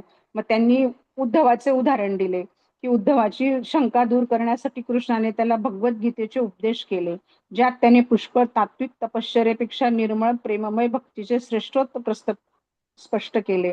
भक्ती कृष्णाच्या अंतिम उपदेशाची पूर्णपणे संतुष्ट होऊन उद्धवाने आपले विद्वत्तापूर्ण कार्य सोडून शुद्ध भक्तीचा स्वीकार केला आणि उर्वरित आयुष्य पूर्ण भक्ती आणि सेवेत घालवण्यासाठी बद्रिकाश्रमात गेला. अशा प्रकारे अर्जुनाला महाभारताच्या युद्धात सुरुवातीला आपल्या कुटुंबाचा विनाश आणि वडीलधाऱ्यांशी लढण्याच्या नैतिकतेबद्दल भौतिक, तात्विक आणि मानसिक शंकांनी ग्रासलेला अर्जुन होता. त्याने आपली शस्त्रे खाली ठेवली होती आणि भगवान कृष्णाला शिष्य म्हणून तो शरण गेला. कृष्णाने संपूर्ण भगवद्गीता वाचून अर्जुनाच्या कर्तव्य आत्म्याचे शाश्वत स्वरूप आणि ईश्वराचे स्वरूप या संबंधी शंका दूर केल्या आणि त्याला त्याच्यातील अज्ञान दूर करून अर्जुनाला युद्ध करण्यासाठी प्रवृत्त करण्याचा प्रयत्न केला. अर्जुनाने पूर्णपणे शरणागती पत्करली. सक्रिय प्रेममय भक्तीने तो मग्न झाला आणि तो म्हटला, माझा भ्रम आता दूर झाला आहे. तुझ्या कृपेने मला माझी स्फूर्ती परत मिळाली आहे. मी दृढ आणि शंकामुक्त झालो आहे आणि मी तुझ्या वचनासारखाच वागेल. मग श्रीकृष्ण त्याला समजावतात. शेवटी त्याच्यामधली जी भय असते ते भय पण ते दूर करतात आणि त्याला सांगतात की आत्मा हा अमर आहे, त्याला शस्त्र तोडू शकत नाही, अग्नी जाळू शकत नाही, तो अमर आहे. हे जेव्हा अर्जुनाला अंतिम सत्याचा साक्षात्कार श्रीकृष्ण भगवानकडून होतो त्यावेळी त्याच्या मनातील मृत्यूचे, पराजयाचे आणि स्वजनांना गमावण्याचे सर्व भय पण नष्ट होते आणि तो गांडीव धनुष्य हाती घेऊन युद्ध करण्यासाठी भयातीत बनून आणि तयार होतो. अशा प्रकारे हा 20वा अध्याय, 19 आणि 20व्या अध्यायातल्या या दोघी गोष्टींमधून श्रीकृष्ण भगवान अर्जुनाला शस्त्र घेऊन युद्ध करण्यासाठी तयार करतात. हा छोटासा गोषवारा त्याच्यातून मला समजला, तो मी आपल्यापर्यंत सांगण्याचा प्रयत्न केला आणि त्याबद्दल आपण सगळ्यांनी ऐकलं त्याबद्दल आपले सगळ्यांचे आभार आहेत. धन्यवाद माताजी. आणि आपला हा 15वा अध्याय इथे पूर्ण झालेला आहे. हरे कृष्ण. हरे कृष्ण. वैष्णवी माताजी. हरे कृष्णा माताजी. हरे कृष्ण. सर्वप्रथम व्हिडिओ ऑन करता का माताजी? ऍक्च्युली बरं, ठीक आहे, चालेल. प्रिपेअर्ड नव्हती त्याच्यासाठी, सॉरी. तर सर्वप्रथम श्री श्री राधा गोविंद यांना साष्टांग प्रणाम. श्री प्रभुपाद यांच्या चरणी प्रणाम. श्री नामानिष्ठ प्रभू ज्यांनी हा उपक्रम आपल्या सर्वांसाठी सुरू केला त्यांनाही प्रणाम. अन्वया माताजी ज्यांनी आज इतके वर्ष, 4-5 वर्ष त्या आम्हाला कंटिन्यू शिकवता आहेत. आमच्या सगळ्या प्रश्नांचे उत्तर त्या न थकता देतात, त्यांना खरंच खोटी खोटी प्रणाम. पूजा माताजी, क्षितिजा माताजी, कुमुद माताजी या सर्वांना आणि सर्व जे उपस्थित माझे सहचर म्हणजे ज्या आहेत, काय म्हणतात, माझ्या बरोबर जे शिकत आहेत त्या सर्वांना प्रणाम. तर आपण इतकं सुंदर 15वा अध्यायाचं म्हणजे सगळं निरूपण ऐकलं. मी एक 5 मिनिटात त्याची समरी म्हणजे सारांश प्रस्तुत करते. हरे कृष्णा. तर अध्याय 15 पुरुषोत्तम योग म्हणून ओळखला जातो, हे आपल्याला आता छान प्रकारे कळालंच आहे. तर हा अध्याय जीव, संसार आणि परमेश्वर याचे स्वरूप स्पष्ट करतो, मनुष्याला मोक्षाचा मार्ग दाखवतो. मग उलट्या अश्वत्थ वृक्षाचे उदाहरण काय आहे तर भगवान श्री कृष्ण संसाराची तुलना उलट्या अश्वत्थ वड वृक्षाशी करतात. या वृक्षाची मुळे वर परमात्म्यात आहेत, फांद्या खाली पसरलेल्या आहेत, त्या काय आहे, भौतिक जगत आहे. तर विषय वासना, कर्म आणि आसक्ती यामुळे जीव या संसार वृक्षाशी बांधला जातो. वैराग्य रूपी शास्त्राने हा वृक्ष छेदून परमात्माचा शोध घ्यावा. तर दुसरा पॉइंट असा आहे की परमधामाची प्राप्ती. जो मनुष्य अहंकार, मोह आणि आसक्ती याचा त्याग करतो तो परमेश्वराचा शाश्वत धर्माला पोहोचतो. त्या धर्मात सूर्य, चंद्र आणि अग्नीच्या प्रकाशाची आवश्यकताच नसते. तिसरा पॉइंट आहे जीवाचे स्वरूप. प्रत्येक जीव हा परमेश्वराचा सनातन अंश आहे. जीव शरीर बदलतो परंतु आत्मा नाश पावत नाही.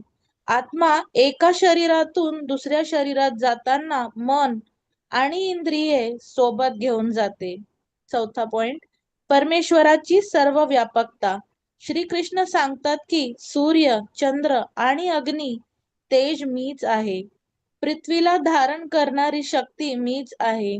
सर्व प्राण्यांच्या शरीरातील पचनशक्ती मीच आहे. स्मरण, ज्ञान आणि विस्मरण याचे मूलही मीच आहे. पाचवा पॉइंट क्षर, अक्षर आणि पुरुषोत्तम या अध्यायात 3 तत्वे सांगितली आहे. पहिला क्षर. क्षर म्हणजे नाश पावणारे सर्व भौतिक जीव आणि वस्तू.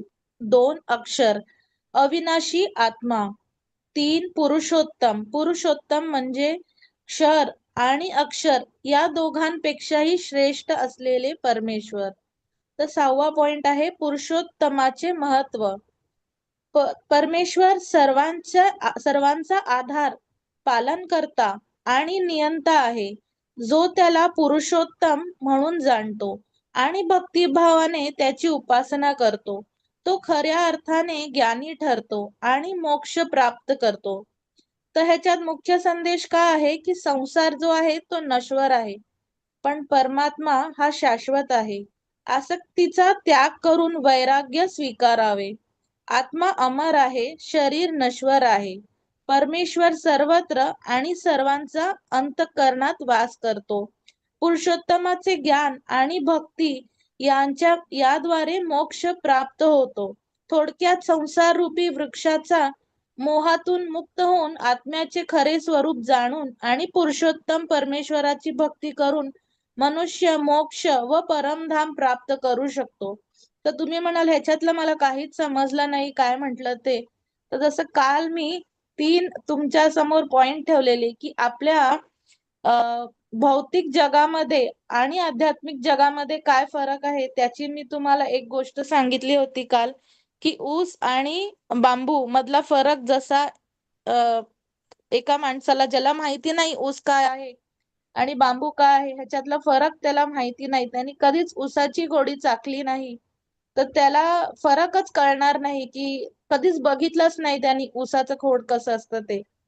तसंच आपलं पण आहे. आपण जे आहे ना ते फक्त आपण भौतिक जग बघितलंय म्हणजे हे बांबूच बघितलाय फक्त आणि खरा ऊस, खरं माधुर्य जे आहे वैकुंठ धाम तो आपण बघितलाच नाहीये, त्याचा रस आपण चाखलाच नाहीये तर आपल्याला कसा फरक कळणार असं आहे. तर दुसरा जो प्रश्न मी तुम्हाला काल म्हटलेला की कसं आपण ह्या जगामध्ये राहावं, कसं जगावं याचं एक उदाहरण मी तुम्हाला म्हणजे एक उदाहरणाने सांगू इच्छित आहे की एक मुलगा असतो, लहान मूल आहे, तो वाळूचा किल्ला बांधतो. त्याचप्रमाणे एक मोठा मनुष्य आहे जो नॉर्मली अगदी जसे आपण सर्व काम करतो ऑफिसमध्ये तसं काम करतो, कुटुंब, व्यवसाय सर्व सांभाळतो, त्याचं साम्राज्य उभं करतो आणि दोघंही आपल्या आपल्या आयुष्यात आहेत. पण तो जो मुलगा आहे लहान त्याला चांगलं माहित आहे आणि दोघंही एका समुद्राच्या किनारी जात आहेत आणि ते एक वाळूचा किल्ला बांधतात. तो जो लहान मुलगा आहे त्याला माहिती आहे की जेव्हा लाट येणार तेव्हा हा किल्ला काय होणार, हा वाहून जाणार. तर त्या मुलाला चांगलेच माहित आहे की जेव्हा लाट येते तेव्हा काय होणार, त्यामुळे तो चिंता नाही करत. पण जेव्हा काळाची लाट येते तेव्हा तो माणूस चिंताग्रस्त होतो. ते मूल लाट येताना आणि आपला किल्ला उद्ध्वस्त होताना पाहते. ते शांतपणे पाहते त्याच्याकडे आणि हसते मग ते आपल्या वडिलांचा हात धरतं आणि त्याच्या सोबत घरी जातं. तो माणूस लाटांना येताना पाहतो आणि आपल्या सर्व शक्तीनिशी त्या लाटा थांबवून इच्छितो, तरीही त्या लाटा सर्व काही उद्ध्वस्त करतात. तो माणूस निराश होतो आणि समुद्रावर ओरडतो, किल्ला माझा आहे, किल्ला माझा आहे. समुद्र त्याला प्रतिसाद देत नाही. आणि ज्या माणसामध्ये मुलासारखा साधेपणा नसतो, तो आपल्या वडिलांचा हात धरून घरी परत जायला विसरतो आणि वाळवंटासारख्या किनाऱ्यावर हट्टीपणे दुःख भोगतो. तर ह्याच्यातनं बोध आपण काय घ्यायचा, की या जगात कितीही मोठं असले तरीही कायमस्वरूपी काहीच नाही आहे. आणि म्हणून जेव्हा संकटे येतात तेव्हा आपण विचलित होऊ नये. अलिप्तपणे आपण स्थिर राहू शकतो आणि कृष्णाचा आश्रय घेऊ शकतो. मग सर्व संकटे केवळ एक माध्यम बनतील, जे आपल्याला कृष्णाचा हात धरून भगवंताकडे परत जाण्यास मदत करतील. तर आध्यात्मिक जग खरोखर अस्तित्वात आहे का? हे पण मी काल तुम्हाला प्रश्न केलेला, की आपण काय करणार आहे, की खरंच आहे का हे आध्यात्मिक जग? आणि आहे तर ते कसे आहे? तर कृष्ण म्हणतात, की माझे ते आध्यात्मिक जग स्वयंप्रकाशित आहे. जे तेथे पोहोचतात ते या भौतिक जगात कधीही परत येत नाही. कोणत्याही सरकारमध्ये एक उदाहरण आपण त्याच्यासाठी घेऊया, की कोणत्याही सरकारमध्ये 2 विभाग असतात. एक आहे दिवाणी आणि एक आहे फौजदारी. तर दिवाणी विभागात सर्व चांगले नागरिक असतात, तर फौजदारी विभागात किंवा तुरुंगात सर्व वाईट नागरिक असतात, ज्यांना सुधारण्याची आवश्यकता असते. तुलनेने आपल्याला माहित आहे की दिवाणी विभाग फौजदारी विभागापेक्षा खूप मोठा आहे.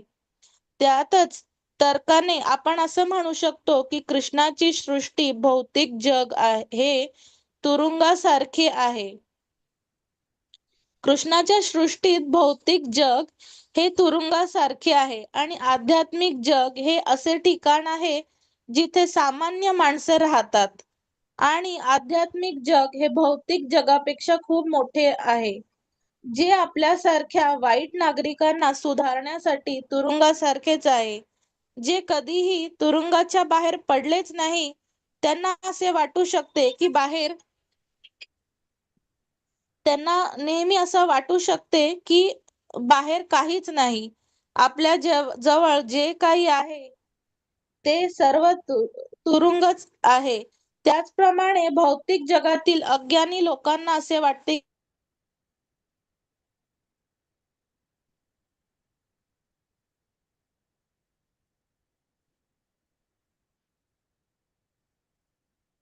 हरे कृष्ण. आवाज येतोय का इतरांना? अगणित वैकुंठ ग्रह आहेत, ज्यावर कृष्णाचे अगणित अवतार राज्य करतात. या ग्रहांपैकी सर्वोच्च ग्रह गोलोक वृंदावन आहे, जेथे स्वतः कृष्ण आपल्या सहकाऱ्यांसोबत राहतात. ते आपल्याला सर्व शुद्ध भक्त सहकाऱ्यांसोबत शाश्वतपणे विविध लीलांचा आनंद घेतात. भारतातील वृंदावन हे पण आध्यात्मिक जगताचं एक प्रतीकच आहे. आणि जेव्हा हृदय सर्व अशुद्धतेपासून पूर्णपणे मुक्त होतो, तेव्हाच श्री वृंदावन धामाचे आध्यात्मिक जगाच्या खऱ्या अर्थाने अनुभव घेता येतात. तर ह्या 2 ज्या कथा मी तुम्हाला सांगितल्या त्याच्यामध्ये अगदी शॉर्ट मध्ये विवरण आहे की कसं आहे आध्यात्मिक जग.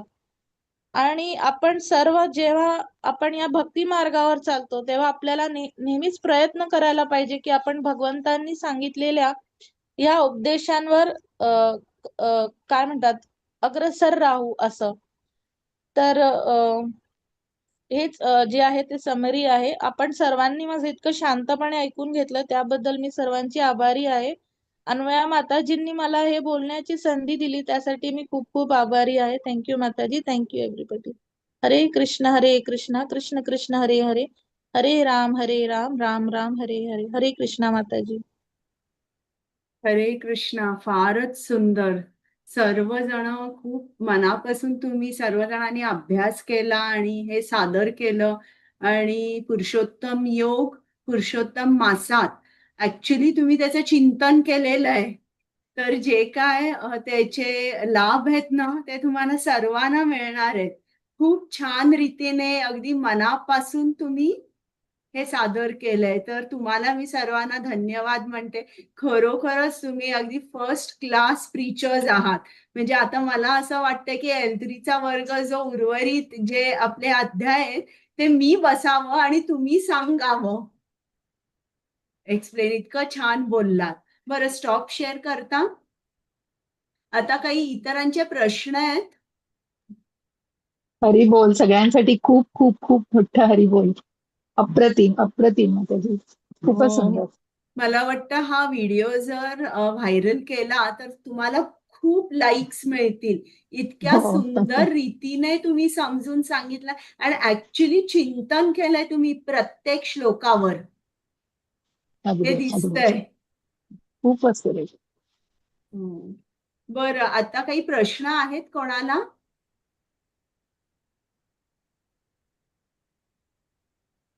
तर तुम्ही विचारू शकता.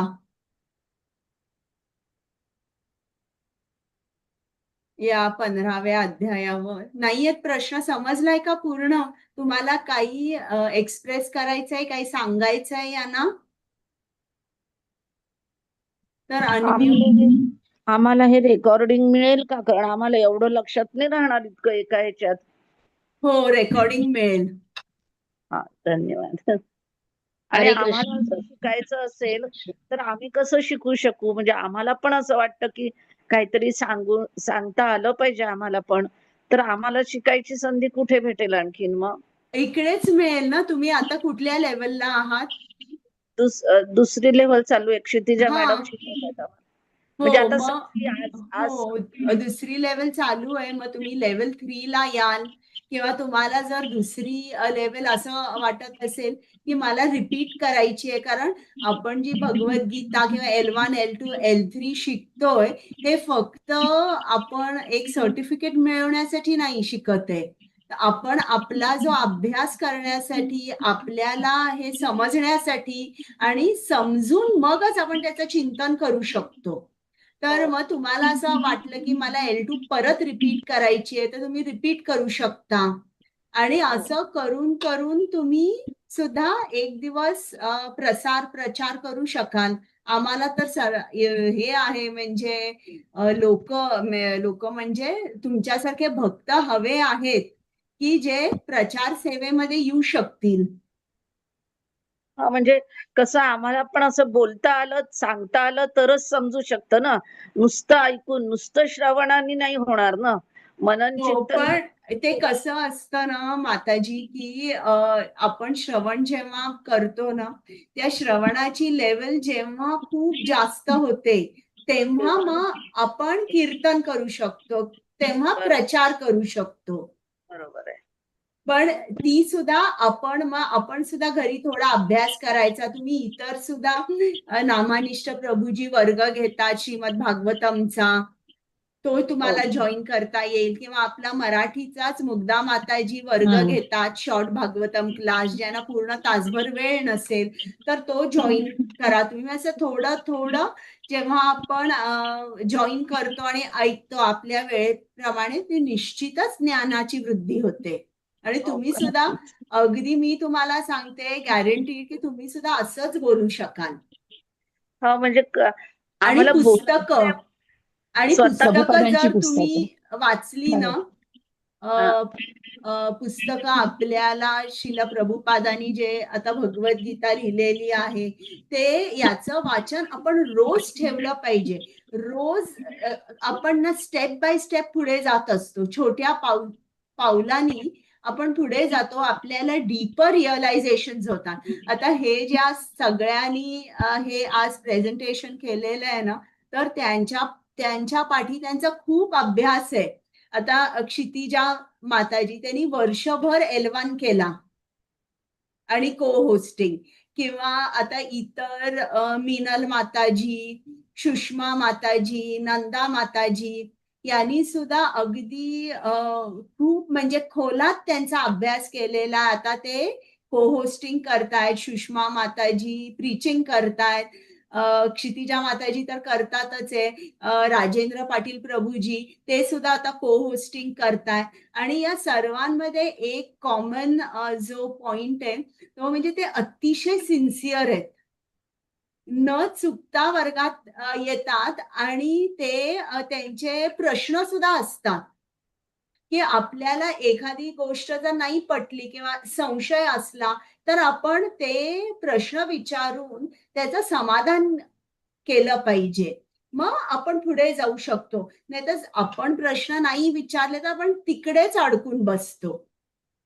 मग श्रीमद भागवतमचा क्लास घेतात